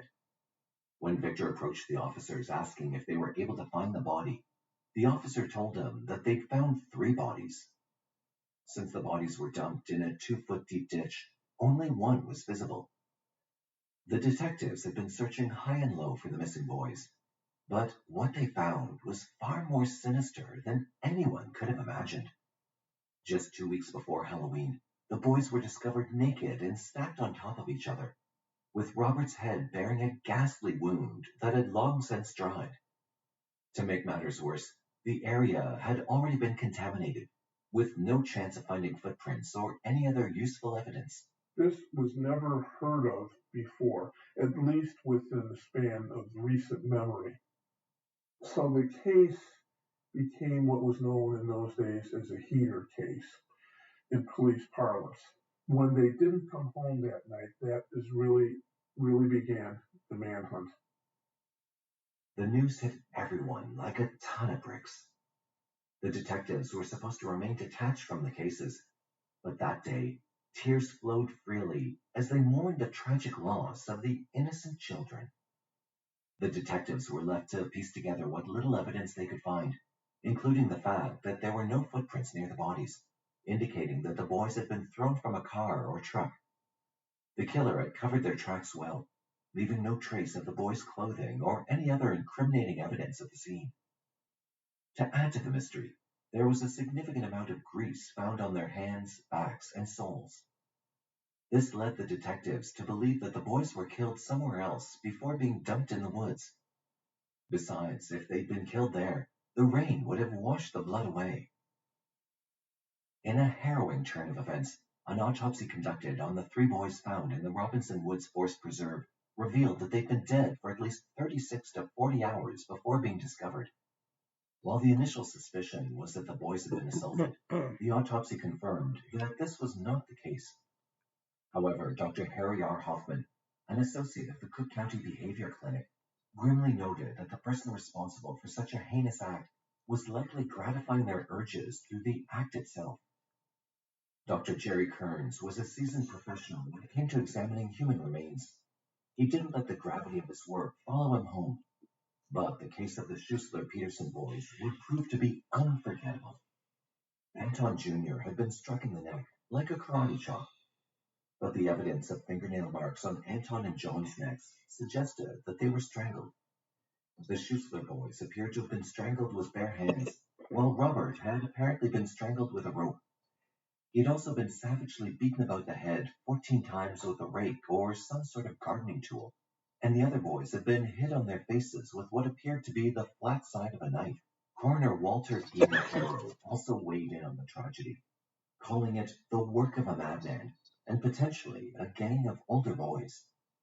It was noted that Robert, John, and Anton were likely held captive in a filthy place, bound and gagged with strips of adhesive tape before being dumped in the forest preserve. Dr. Kearns knew that this was no ordinary crime. This was not done by a boy or boys their own age, he declared, nor was it done by a single man of 18 or 20. The killer had attacked from the left rear, and though it had all the markings of a horrendous crime, there was no evidence of assault. Robert had fought for his life, with head injuries to prove it. The discovery of the boys' bodies was only the beginning of the horror. Witnesses stepped forward to tell the police they'd seen a car pick up the 3 boys. A witness even claimed that the car was a Packard, leading to the questioning of nearly 1,000 Packard owners. Despite an extensive investigation, which involved questioning over 43,000 people, the killer remained elusive. Anton Schuessler Sr., who had lost his 2 sons, spoke out about the tragedy, saying, "When you get to the point that children can't go to the movies in the afternoon and get home safely, something is wrong with the country." But tragedy wasn't finished with the Schuessler family yet. Anton Sr., only 41 years old, died of a heart attack just a month after the murders. The life of Eleanor Schuessler turned lonelier than ever.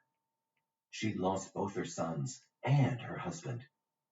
As time went by, she married Valentine Bud Kujawa and tried to move on with her life, but the memories of the murders never left her.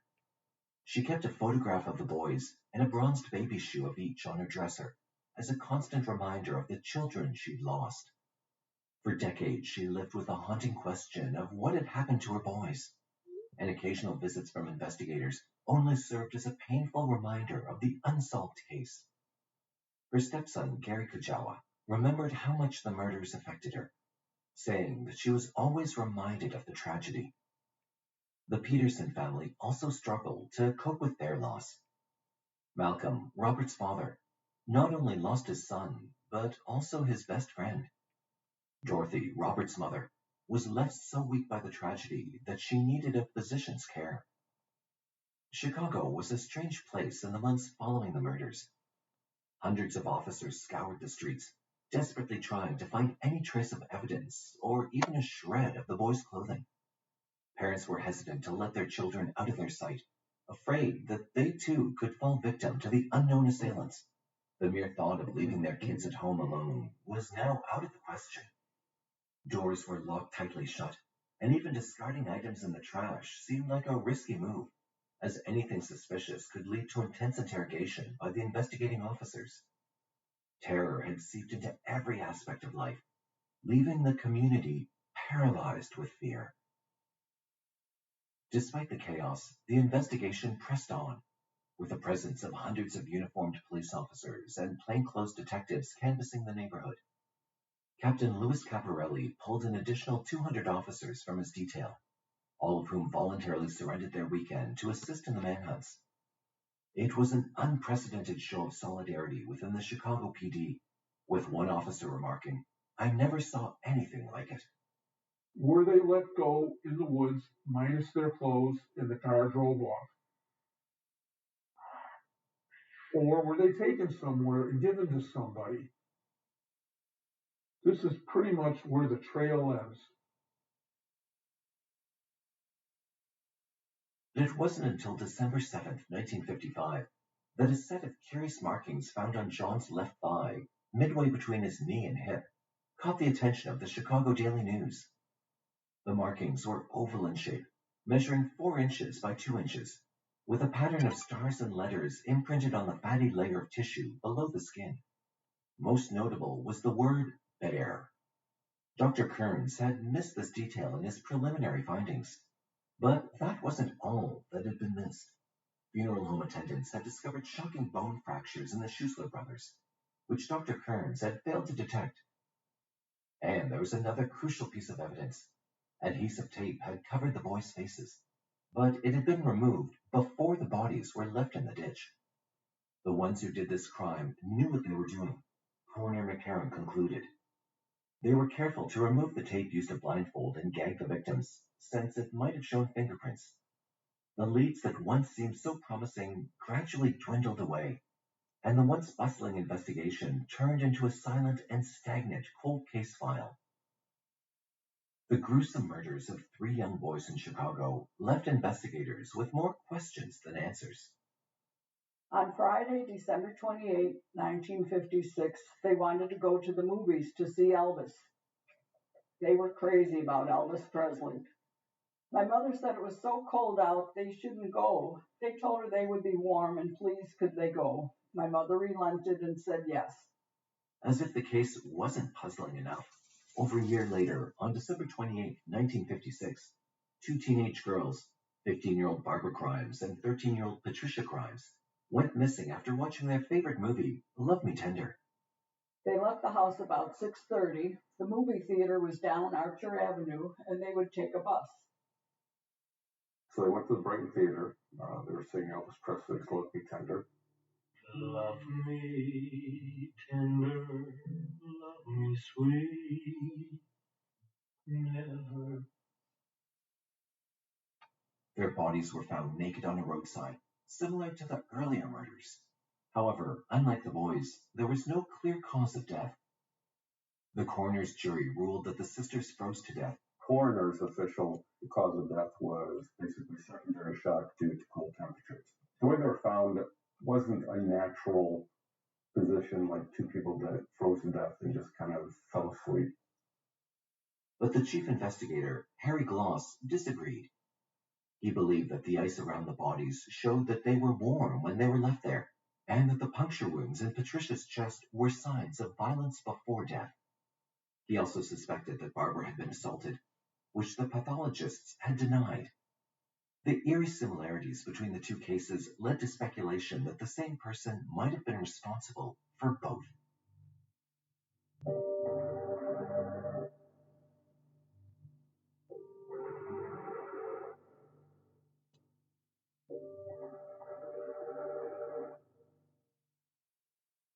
After decades of frustration and dead ends, it seemed like the case of the murdered boys in Chicago would remain a mystery forever.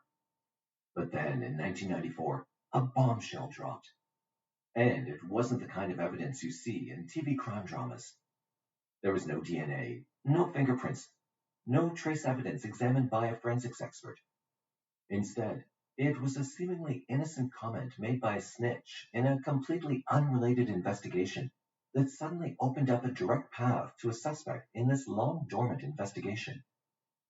During an investigation into suspected horse killings and the mysterious disappearance of candy heiress and horsewoman Helen Voorhees Brock on February 17, 1977, a breakthrough occurred. When Special Agent Jim Grady and his partner, Mr. Rotuno, began piecing together clues from the horse racing industry, they knew they were entering a world of secrets. As the pieces started to fall into place, the prosecution team found themselves delving into an underworld of murderers, arsonists, swindlers, conmen, and even a group known as the Horse Mafia. As they dug deeper, they started hearing whispers about a man named Kenneth Hansen in relation to the boys' slayings, who had bragged about the incident to the people he was close with. For years, the case was built from fragments of information culled from this murky world. But somehow, they managed to make it all fit together, painting a vivid picture of what had happened all those years ago. And by the early 1990s, detectives were closing in on Kenneth Hansen. Born to Ethan and Lucille Hansen in 1933, Kenneth Hansen's life was not devoid of drama. Known for his intelligence and charisma in childhood, he went on to marry his high school sweetheart, Beverly Ray Carlson, and had two sons, Danny and Mark. He opened and operated a riding stable with the name Camelot near Tinley Park in the 1960s. Roger Spry, a young worker at Hansen's riding stable, started residing at the Hansen house when he was just 11 or 12 years old, becoming a member of the family. But things took a dark turn when Hansen, after making inappropriate advances towards Spry, banished him to the kennels to sleep with the dogs. One fateful night, when Spry was still a teen, Hansen initiated a relationship with him that would last for years until Spry was 18. Over the course of 2 decades, Spry lived on and off with Hansen. All the while, the latter picked up male hitchhikers, aged between 11 and 16 years old, and offered them lodging at the stables in exchange for work. On many occasions, Hansen bragged to Spry about having relations with these young boys. As the summer of 1994 approached, Mr. Hansen began to feel the weight of impending doom as the investigation into his possible involvement in a decades-old case closed in on him. According to the detectives, he was so paranoid that he began asking his neighbor whether there were any police officers lurking around his house. Intrigue and drama continued to unfold in the investigation surrounding the disappearance of Helen Voorhees Brock. In July 1994, police made a solid move by charging Richard Bailey, a former stable owner and acquaintance of Hansen's, with soliciting Brock's murder. But that was not all, as authorities also charged 23 other individuals for their alleged involvement in schemes to kill valuable horses in order to collect insurance payments. On August 11, 1994, the long arm of justice finally caught up with Hansen as he was arrested by the Chicago Police and Federal Bureau of Alcohol, Tobacco, and Firearms at his home in Country Club Hills when he was caught with a packed suitcase. The arrest was related to an arson charge for a 1972 fire that destroyed the Forest View Stables, a competing business, and claimed the lives of 36 horses. The next day, on August 12th, he was charged with 3 counts of murder in the Peterson-Schuessler case. He was 22 at the time of the murders and 61 at the time of his arrest. The announcement of charges against Kenneth Hansen for 3 counts of murder left many wondering what evidence the authorities had against him. Refusing to disclose any hard evidence, Cook County State's Attorney Jack O'Malley emphasized that after 40 years, the case could not be solved solely on physical evidence. This statement only added to the mystery surrounding the case, leaving people wondering how the prosecution would build their case against Hansen. While Robert Hansen was among the 43,000 people initially questioned, there's no evidence to suggest that he knew he was a suspect or that he intentionally kept his involvement a secret from investigators. Police believe that on October 16, 1955, Robert, John, and Anton were hitchhiking on Milwaukee Avenue when they were picked up by Hansen. At the time, he lived only a few blocks away from where he found the boys. Hansen led them to Idle Hour Stables, a place he worked at and frequented, located on the city's northwest side. According to sources, Hansen tried to solicit inappropriate acts from the boys and became violent when they refused. The situation escalated, and Hansen ended up murdering the boys. On the same night, Hetty Salerno, a witness, was going about her business when she suddenly heard two blood-curdling screams pierce the air. The screams seemed to come from the direction of the Idle Hour stable. Spry, who lived with Hansen's family, testified that Hansen once told them of a horrifying incident involving 3 boys whom he picked up while they were hitchhiking. As per Hansen's account, he took them to a barn and took Anton inside the barn and assaulted him. He then took John inside when Robert and Anton came barging in with a threat. They said they'd report the incident to their parents and police if he didn't let them go. However, in the ensuing argument, the defendant grabbed one of the boys by the throat and accidentally strangled the boy, and was then forced to kill the other 2 boys to avoid being reported. Following the killings, Hansen's friend arrived, and together they disposed of the bodies in the nearby forest preserves, where an employee helped them. Hansen had bragged about killing the boys to multiple people. In some of the accounts, he mentioned how his brother, Curtis Hansen, attacked one of the boys using a blunt object. Kenneth Hansen lived in fear as he suspected that Curtis could reveal his secrets anytime. During the first trial, witnesses testified that Hansen had confessed to them about killing the boys in a tap room at the Idle Hour stable. At that time, the stable was owned by Silas Jane. He was a notorious figure in the world of horse breeding, known for his wild and reckless behavior, and suspected involvement in various violent and devious dealings. Despite this, he managed to rise to power in the industry, becoming a prominent figure in the Chicago horse scene. It was suspected that Silas somehow got to know that 3 boys had been killed in his stable, and was furious. According to some of the accounts by the witnesses, he even helped dump the bodies. Hansen boasted that after the discovery of the bodies, he shifted to South Chicago and had someone burn down the Idle Hour stable for him to avoid any evidence. In 1995, Hansen was convicted of the heinous crime, but his luck seemed to turn as the Illinois Appellate Court overturned his conviction 5 years later. It was found that the jury should not have been presented with evidence of Hansen's past behavior of picking up boys for inappropriate relations. However, justice eventually caught up with them at a retrial in 2002. The jury wasted no time in reaching a verdict, and Hansen was found guilty once again. The judge was not lenient in his sentencing, and Hansen was given 200 to 300 years in prison, as they made sure he would spend the rest of his life behind bars. He appealed the decision in 2004, but it was upheld. Kenneth Hansen battled dementia in the Pontiac Correctional Center and died on September 13, 2007, at the age of 74 due to natural causes. The news of his conviction stirred a mix of emotions, with some feeling a sense of relief, while others were consumed by anger. One individual deeply affected by the revelation was the stepbrother of the Schuessler brothers, whose pain and resentment resurfaced upon hearing of Hansen's passing.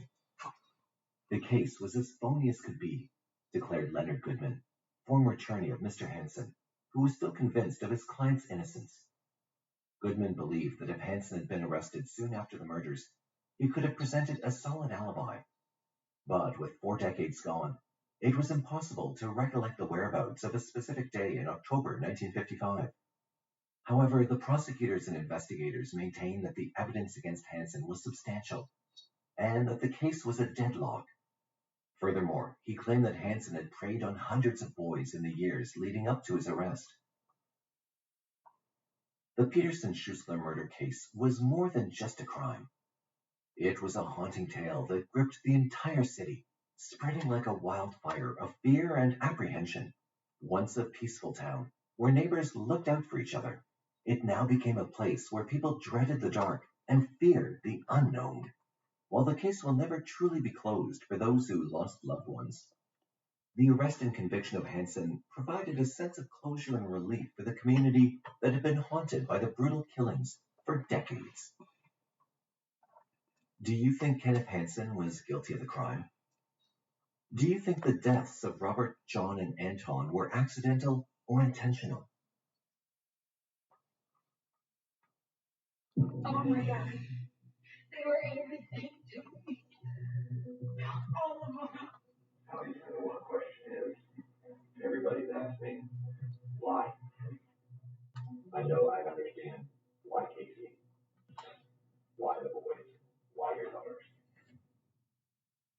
In the month of August 2019, Casey Jones and her children went missing from Marion County in Florida. Some of her family members kept receiving text messages from her, but soon they became suspicious and contacted the authorities. What the investigators uncovered next left everyone reeling with shock and disbelief. What could have possibly happened to Casey and her children?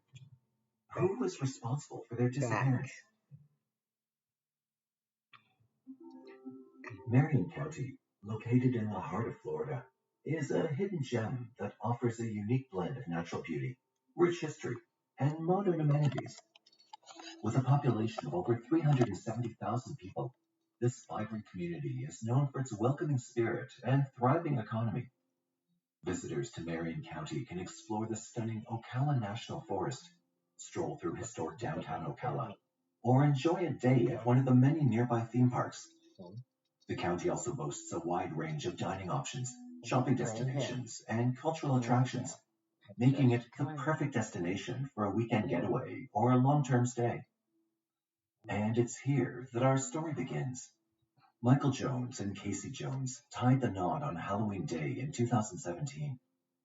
In the same year before their wedding, they had been blessed with a beautiful baby girl whom they named Mercalli. But their story didn't start there. Before they found each other, Michael and Casey had walked different paths. Michael had been married to a woman named Sarah Jones, and they had 3 children together. Casey, on the other hand, had been married to Richard Bowers, and together they had 2 boys named Cameron and Preston. But despite their past relationships, Michael and Casey fell in love and started their own family together. Fast forward to 2018, and the couple welcomed another little bundle of joy into their family, a baby girl named Ayana. The boys Cameron and Preston also lived together with Casey and their stepfather, Michael. All seemed well in their cozy home on Southeast 86th Terrace in Marion County, Florida, until strange things started happening. Sometime in July 2019, Richard Bowers received a text message from his ex-wife, Casey, asking if he could watch their 2 children, 10-year-old Cameron and 5-year-old Preston. Richard agreed, and they made plans to meet at the Leesburg Mall on July 27, 2019. During their text exchange, Casey informed Richard that her husband Michael would be dropping off the boys because she was in the hospital recovering from back surgery. This wasn't Casey's first time having back surgery, so Richard didn't think much of it at the time. On the scheduled day, Richard arrived at the mall, eager to see his boys. Michael soon arrived with the boys, who were in good spirits. So then it's summer, so the boys, or boys, and we're going with the father for a couple weeks. Right. So I have the girls. I knew there was a big sneeze coming. Swing the girls. On August 1st, 2019, Nikki Jones, who was Casey's mother, received a message from her daughter. In the message, Casey asked if Nikki could watch her 2 young children, Too 2-year-old close. Kelly and 1-year-old Ayana, for a few days. Nikki, who regularly watched the kids, happily agreed. Where are the girls at this time? Okay. Over the bed. No. You won't listen. Or go down that end. Michael arrived with the 2 girls at Nikki's residence in DeLand, Florida. Everything seemed to be normal, and the girls were excited to spend time with their grandmother. As the days passed, Nikki received another text message from her daughter. This time, Casey said she was sick and asked if Nikki could keep the girls for a few more days. Nikki, being the doting grandmother she was, didn't hesitate to agree. As Nikki continued to look after Mercalli and Ayana, she couldn't shake off the feeling that something was off with her daughter, Casey. You see, the two spoke every day via text message, phone call, or video chat. Nikki simply found it strange that Casey had chosen to communicate with her only through text messages.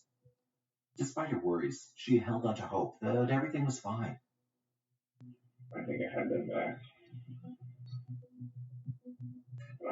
And then so you get the boys back from Dad, and school starts. School's going on for about a week. Yeah, was cool. And I really went for the park. Okay. Meanwhile, on August 10th, 2019, at approximately 1:30 p.m., Richard dropped off his two sons, Cameron and Preston, at a designated spot as agreed upon by him and Casey. Michael then picked them up. Little did Richard know this would be the last time he would see his boys alive. On August 14th, 2019, Michael arrived at his mother-in-law's house to pick up his daughters, Mercalli and Ayana. In the days that followed, Nikki repeatedly tried to reach out to her daughter, Casey, through texts and calls. But all her efforts proved futile, as the phone went straight to voicemail, and she never received any response back. Richard was equally worried. On August 22nd, 2019, he tried to reach out to her to wish their son Preston a happy birthday, but all his attempts went unanswered. Friends and acquaintances also found it strange that Casey had not posted on social media recently, as she was known to be very active, posting almost every day. The last time she posted was on August 26, 2019, and people began to wonder what could have happened to her. By the month of September, Nikki's concern for her daughter and grandchildren had escalated to an alarming level. So on September 14, 2019, Nikki decided to take matters into her own hands and made a call to the Marion County Sheriff's Office to request a well-being check on her loved ones. In response to the request, a deputy named Chase King was dispatched to Michael and Casey's home that same day, hoping to find them safe and sound. However, upon arrival, the house appeared to be empty, and the deputy received no response when he knocked. It was as though the house had been abandoned. Chase, determined to get to the bottom of it all, approached Johnny Murphy, a neighbor who lived close by. Johnny didn't know Michael and Casey very well, but he had seen them around the neighborhood from time to time. When Chase asked Johnny if he had noticed anything strange in the area, Johnny recounted an encounter he had with a property manager, only identified as Patrick 2 weeks prior. Patrick had asked Johnny to accompany him on a walkthrough of Michael and Casey's residence due to a suspicious odor emanating from the house. As they entered the house, Johnny was struck by an unbearable smell that hung thick in the air. At the time, there were still furniture and personal items within the house. As the investigation continued, Chase soon contacted Joseph Petrolino, the landlord of the property, by phone. Joseph informed the deputy that he had initiated an eviction process on Michael and Casey around the 23rd of August, 2019. However, when Joseph made contact with Casey and informed her about the eviction, she had informed him that she no longer had anything to do with Michael and asked him to contact Michael for further information. Joseph then got in contact with Michael and promptly received a text message from him stating that he was leaving the residence and would leave the key on the counter. After this, Joseph repeatedly attempted to contact Michael, but failed to reach him. After the couple left, Joseph claimed that one of his property managers had cleaned the house and made some repairs. The mystery of what happened to Michael, Casey, and their 4 children only continued to deepen. Soon another officer, Sergeant Micah Moore, arrived on the scene to join Chase. Together they entered the house, but not before being granted access by the landlord, Joseph. As they opened the door and stepped inside, the overwhelming stench of decomposition hit them like a brick wall. The officers immediately recognized the smell from their previous experience with decaying human or animal remains. As they walked through the home, the officers noticed that it was entirely vacant, except for the kitchen appliances. All right, and the whole property was cleaned out, correct? Did you have a cleaning crew come in and clean up, or did you just have a guy do it? So I'm going to believe it's just on that. Okay. They also detected the unmistakable scent of decomposition mixed with the smell of cleaning supplies. It appeared that new floors and baseboards had also recently been installed in some areas of the house. Did the guy that you had clean up, did he tell you he put some fans in all the rooms and have like little fans running? Yeah, because it's Okay. Do you know what he used to clean up with? Did he tell you? Their search was, however, cut short when Joseph, for some reason, requested them to leave the residence. They had no choice but to comply. Alright, officer, I think that's it. I think I'm going to ask you guys to leave. Okay, well, we're walking right out the front door right now. Following this, the major crimes unit was quickly called in, and more officers raced to the scene. It was apparent that something was terribly amiss, and they were resolute in their determination to find out what it was. They soon discovered that Casey had a 2017 white Chrysler Pacifica van registered to her, and that the vehicle had a missing back window, but the vehicle itself was nowhere to be found. As the circumstances surrounding the disappearance of Casey and the children were highly concerning, the officers entered them into the missing persons database and alerted their fellow officers to be on the lookout for the white van with the missing back window. In the early morning of September 15, 2019, detectives were still hard at work trying to piece together the whereabouts of Michael, his wife Casey, and their children. Their first attempt was to contact Michael via phone, but unfortunately, the call went straight to an error message, indicating that the caller was unreachable. Undeterred, the detectives continued their investigation, and at around 10:16 a.m. that same day, they reached out to Michael's ex-wife, Sarah Jones. They conducted a phone interview with her, hoping to gather any information that could lead them to the missing family. During the interview, Sarah revealed that she'd last seen Michael and Casey on Friday, September 13th, 2019, between 5:30 p.m. and 6 p.m.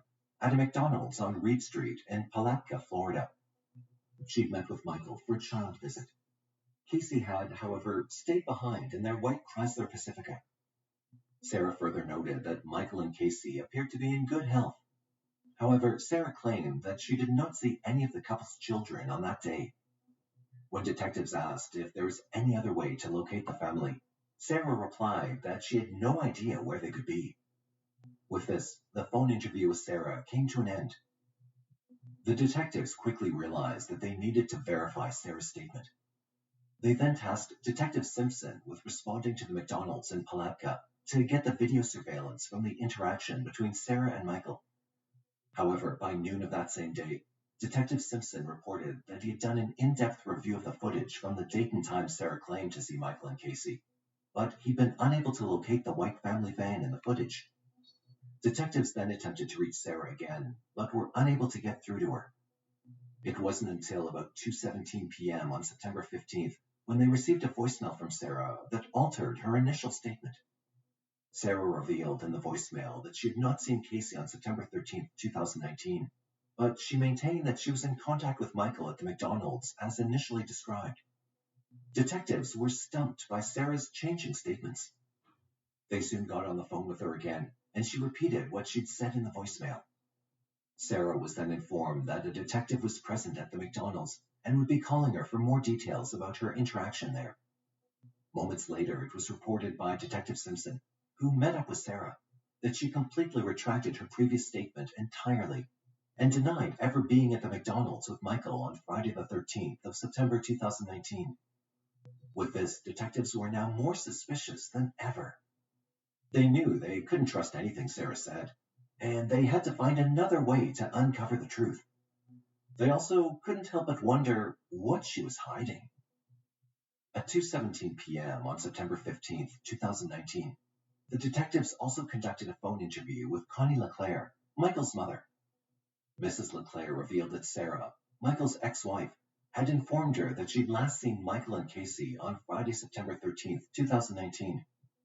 In a startling revelation, Mrs. LeClaire stated that she had a text conversation with her son on that same Friday, and he confirmed that both he and Casey were in good health. He even mentioned that they were planning a trip to Kentucky to visit Casey's family. With that, the interview concluded, leaving detectives with more questions than answers. At precisely 3:07 p.m., detectives received a surprising voice message from an unknown number. It was Michael himself. He disclosed that he'd heard that the law enforcement was looking for him and his family. Michael admitted that he was not in town, but would be arriving later that day or the following morning. However, when the detectives tried to call him back, their calls went unanswered, and they were unable to reach him despite repeated attempts. During this time, Richard, Casey's ex-husband, also called. He was on vacation in the United Kingdom, but had seen a Facebook post requesting information on Casey. Richard then recounted a disturbing conversation he had with his two sons, Cameron and Preston Bowers, who had spent time with them from late July to early August of 2019. Cameron had confided in his father that Michael, Casey's current husband, was physically abusive towards her. According to Cameron, Michael and Casey would have violent physical fights almost nightly, which would last for hours. Shockingly, he also revealed that Michael would also vent his anger on the children in the home, hitting them with clothes hangers or anything he could find when he became angry. The officers expressed their gratitude to Richard for providing them with this valuable information. At about 5:30 p.m., Detective Simpson found himself at the doorstep of Sarah's residence on Sunbeam Road in Jacksonville, Florida. He'd been called to investigate the discrepancies in her statements regarding the whereabouts of Michael Jones and his family. After knocking on the door with no response, he waited in the parking lot and finally caught a glimpse of Sarah's car pulling up. Upon approaching her, Sarah began recounting her history with Michael, whom she'd been with since 2007. She detailed how she'd married him in 2011, but eventually separated due to Michael's affair with his current wife, Casey. Sarah explained that communication between her and Michael had been scarce since April 2018. However, during the last 2 weeks of July 2019, Michael contacted her to say that he and Casey were splitting up. Here and there, but, I would tell her that, Casey and I are separated, and she's with her mom right now, so. Over the next few weeks, Michael came back and forth to visit the children and took them to Marion County. Sarah revealed that Michael picked up their kids on July 26, 2019, and returned them just before school started on August 11, 2019. Michael then came back to pick up the kids on the following weekends so that Sarah could work as an Uber driver. So, obviously, you were staying with Sarah. Were you with her last night? I was up there, yes. Up there in her place? Yeah, up in Jacksonville. Is she staying in an apartment? Yeah, sure. Sarah stated that on the evening of August 30th, 2019, Michael had come to her house and had been staying there since, except for the daytime hours of September 10th, 2019, when he left to attend to some personal matters. Sarah then recounted that when she'd received a call from detectives inquiring about Casey's whereabouts, she had confronted Michael. Basically, what was the deal with McDonald's?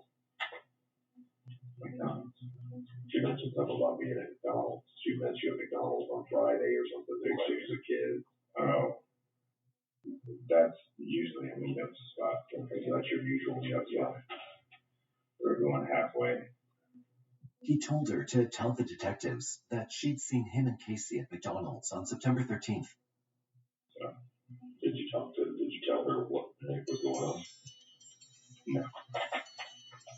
She told us that when she talked to me this morning, you were still there. Is that true? When she spoke to you on the phone, yeah, I was there. After getting off the phone with detectives, she then confronted Michael again and urged him to take care of whatever was going on. She told Michael to call the detectives, and he did, using their son's cell phone. Following this, Michael then left Sarah's house, saying that he was going to the Marion County Sheriff's Office to take care of the situation. He left only an hour before Detective Simpson arrived at the house. Sarah also mentioned that Michael had left behind a black Acer laptop for their kids. He'd wiped the computer clean before leaving it with them. Sarah offered to let Detective Simpson take the computer to see if there was any evidence on it. Detective Simpson completed a consent to search data storage form, which Sarah signed. He then collected the laptop and left the residence. So you get up here into Georgia. What made you Is there any family, any friends, anybody that's this way? That, you're just driving. You got money to go anywhere? No, I had, $40 when I left, and so I figured I put the money in the tank and drove, and figured I'd take across the border, like I said, in Georgia, and stood the rest up, and think, before people came after me. Yeah. At around 8 p.m. on September 15th, 2019, Deputies Wade Bennett and Chris McDonald of the Brantley County Sheriff's Office were called to the scene of a single-vehicle traffic crash that had occurred in a quiet rural area not far from the Florida-Georgia border. As they arrived, they noticed the vehicle was a white Chrysler van. It had apparently veered off the road and crashed into a concrete culvert. As they surveyed the scene, they were stunned to see that the driver was none other than Michael, the man they'd been looking for all day. Michael seemed unscathed, and when he was asked if he was hurt, he replied that he wasn't. But then something caught Deputy Bennett's attention, a smell he recognized all too well from his years of experience as a law enforcement officer. It was the unmistakable scent of a dead body. He instinctively placed his hand on his service weapon, bracing himself for the worst. He then asked Michael about the smell, expecting a plausible explanation, but nothing could have prepared him for what he heard next. With a chilling calmness, Michael revealed that the source of the smell was his wife, Casey. Shocked and taken aback, Bennett couldn't believe what he'd just heard. He then asked Michael to clarify. Michael calmly stated that he'd taken his wife's life. Her body was in the car, and he needed to be handcuffed. The deputies wasted no time in calling for backup, and soon the area was swarming with police vehicles. As backup poured in, Michael continued to reveal the grisly truth. Not only had he taken his wife's life, but their 4 children, Cameron, Preston, Markelly, and Ayanna, were also dead. The officers were stunned and horrified, but they maintained their composure. They followed Michael's lead as he took them to a wooded area where he'd hidden the bodies. This was about 6 miles from the crash site. The bodies were discovered in plastic storage totes that were covered with cut palm fronds. Following this, Michael was taken into custody. During the interrogation that followed, detectives listened in shock as he recounted the events leading up to Casey and the children's deaths. Michael revealed that he and Casey had been together for 5 years and married for 2. They'd met while working together at a veterinary clinic. What's your guys' relationship like? I mean, is this an ongoing thing where you guys are at each other like this, like fighting, or? It just got worse. Like, little things all the time with her. She would come at me, and we argue, and never really got physical. Michael had been going through a divorce with Sarah when he started dating Casey. Michael and Casey's relationship was not without problems. However, on July 10, 2019, things took a turn for the worse. On that particular day, she'd called him at work and accused him of cheating. According to Michael, he'd hung up on her, and then he turned off his phone. But when he arrived home, Casey wouldn't leave him alone. She followed him around the house, shining her phone's flashlight in his face and tapping him on the head with her cell phone. Their argument escalated into a yelling match, and Michael ordered Casey to leave. But Casey picked up a metal baseball bat. She actually reached, we had a recliner in the living room, reached and grabbed after the bat, and kind of, brought it up or whatever. In a fit of rage, Michael took the bat from her and hit her head repeatedly until she died. Afterward, he wrapped her up and put her in a tote, which he placed in the master bedroom closet. Okay, yeah, they're asleep. Where did they sleep at now? The boys have a bedroom, and then the 2 girls sleep in the living room. The children were all asleep when this incident took place. According to Michael, there were bloodstains on the master bedroom door, and he cleaned them up as best as he could. He knew he had to act fast and get rid of the evidence before anyone found out what he'd done. So he placed the metal baseball bat and other items used to clean up the blood in trash bags and disposed of them in a dumpster on Highway 441. As Michael continued his confession to the detectives, the details became more disturbing. After taking his wife's life, he felt trapped and had to keep up the act that she was alive. So he began using her phone to text and post on social media to make it seem like she was still around. Let me ask you this. Does Nikki and her sisters and everybody start calling? What's going on with the phone? I know she's got a phone, right?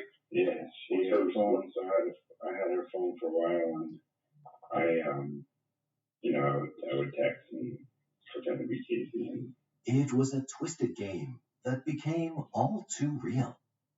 The detectives asked Michael if he could have walked away from the argument with Casey before it escalated, and he replied that he could have. However, he chose to stay and let things spiral out of control. Michael also admitted to facilitating the drop-off and pickup of Cameron and Preston Bowers to their father, Richard.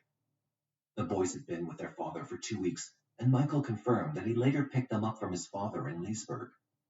He also confirmed dropping off his 2 daughters, Mercalli and Ayanna Jones, at their grandmother's house and picking them up at a later date. As Michael Jones continued his chilling confession, he revealed the gruesome details of how he'd taken the lives of all 4 children. He began by recounting how he went for Cameron first. It was late at night when Michael entered the children's bedroom and pulled Cameron off his bed, choking him with his bare hands. As Cameron struggled and kicked, Michael pressed his knee into his chest, tightening his grip until the boy stopped moving. When it was over, Michael stuffed Cameron's lifeless body into a suitcase and placed it in the corner of the east bedroom. The following night, Michael took Preston's life. His hands were sore from the previous night's struggle with Cameron, so he thought of a new approach. He went to the guest bathroom and turned on the tap. He stopped the water from draining out of the bathtub with a washcloth. Following this, he quietly crept into the children's bedroom, where Preston was sleeping soundly. He grabbed a zip tie and looped it around Preston's neck, pulling tight until he was gasping for air. Michael then dragged Preston into the bathroom and shoved his face into the bathtub, pressing down until he stopped struggling. After Preston died, he placed his body into a trash bag and left him in the bathroom for several days. He later placed him into a tote. He also used kitty litter to soak up the bodily fluids that came from the decomposing bodies. I don't know what day it was, but I was actually down up by the city hall, looking down at the police department, which I believe is Marion County Police Department. Okay. I sat there for several hours with my daughters. Days after taking the lives of his 2 boys, Michael found himself in Bellevue City Hall with his 2 daughters, contemplating his next move. He spent hours sitting there, staring at the Bellevue Police Department, debating whether to turn himself in or wait for someone to contact him. So then you're answering text messages back and forth. Yeah. That's man. And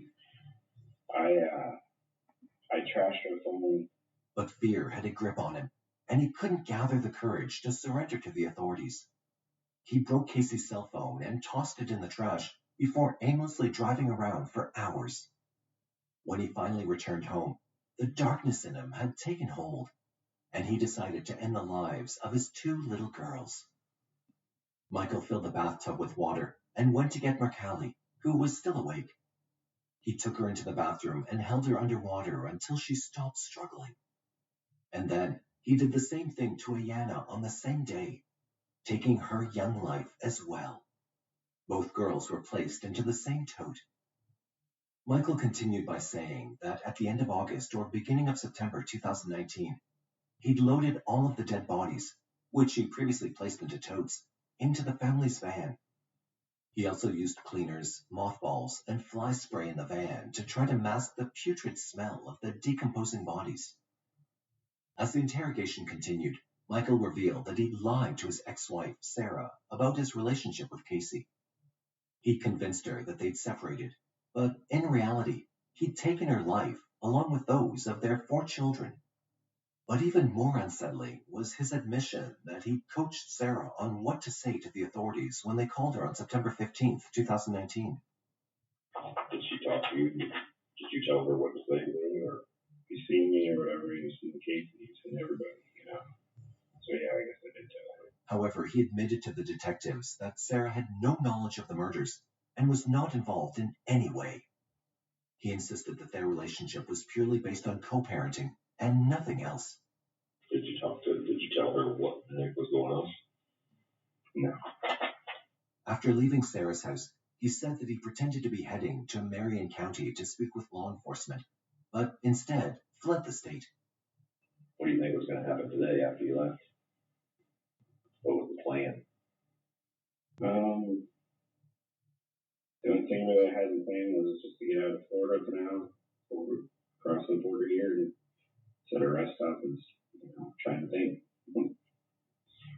Feeling overwhelmed and unsure of his next move, he traveled aimlessly until he saw paths off the side of the road and decided to pull over to urinate. It was then that he made a gruesome decision to remove the totes containing the bodies from the family van and dispose of them in the woods. However, he left the tote with Casey Jones's body behind. Afterwards, he continued northbound. At some point, he eventually lost control of the van and crashed. Tell me about this. This is another question I had. How did you wreck the van? What happened there? Like I said, after I got out of the woods driving or whatever, the GPS is like rerouting me. So I messed with the GPS and it's touch screen and I'm looking this way. I swerved off the road once and then kind of like, okay, pay attention, swerved again. And that was it. It just kept going down. Following all these revelations, the detectives then asked Michael if he'd been under the influence of any drugs or alcohol while committing the murders. He responded that he was sober and had a clear mind. Obviously, the one question is, everybody's asked me, why? I know I understand why Casey, why the boys, why your daughters. Michael disclosed that he'd taken the children's lives to keep up the facade that Casey was still alive. He also mentioned that he did it partly because he was angry at her and the kids were related to her. With that, the interview with Michael came to an end, leaving the detectives to grapple with the depths of his depravity and the loss of innocent lives. Obviously, you know that there's going to be more charges forthcoming. Of course. I've just got to make contact with the attorney's office. They're going to be charged with 4 counts of first-degree murder. Yeah, okay. On top of the second-degree murder. Yeah, okay. After being charged with 4 counts of first-degree murder for his children and 1 count of second-degree murder for his wife, Michael waited 3 long years for his trial to begin. In November of 2022, he finally pleaded guilty to all charges. The court then moved on to the penalty phase of the trial, where the prosecution and defense presented their arguments on what Michael's punishment should be. The prosecution argued for the death penalty, while the defense believed that life in prison was more appropriate. During this phase, a renowned psychologist named Dr. Harold Burstein testified for the defense. He spoke of Michael's mental state, claiming that he'd been hearing Casey's voice after taking her life. Dr. Harold said that the voices intensified with time, and Michael had no control over it. According to Dr. Harold, Casey's voice told Michael that their children would be safer with her, and he had no choice but to obey it and commit the crimes. The defense also brought in Dr. Stephen Nelson, a neurologist, to testify on behalf of Michael. Dr. Nelson claimed that Michael's brain was vulnerable to mental illness due to a combination of head trauma, traumatic life events, and a history of mental illness. He explained that Michael's problems with decision-making were linked to brain abnormalities. However, despite the defense's arguments, the jury recommended the death penalty for Michael. And on April 28, 2023, Michael was sentenced to death. The courtroom was tense as the judge read out the sentence. Michael's lawyers, however, are not giving up. They've revealed their plans to appeal the sentence. And with the sentence of death handed down, the case of Michael Jones comes to a close.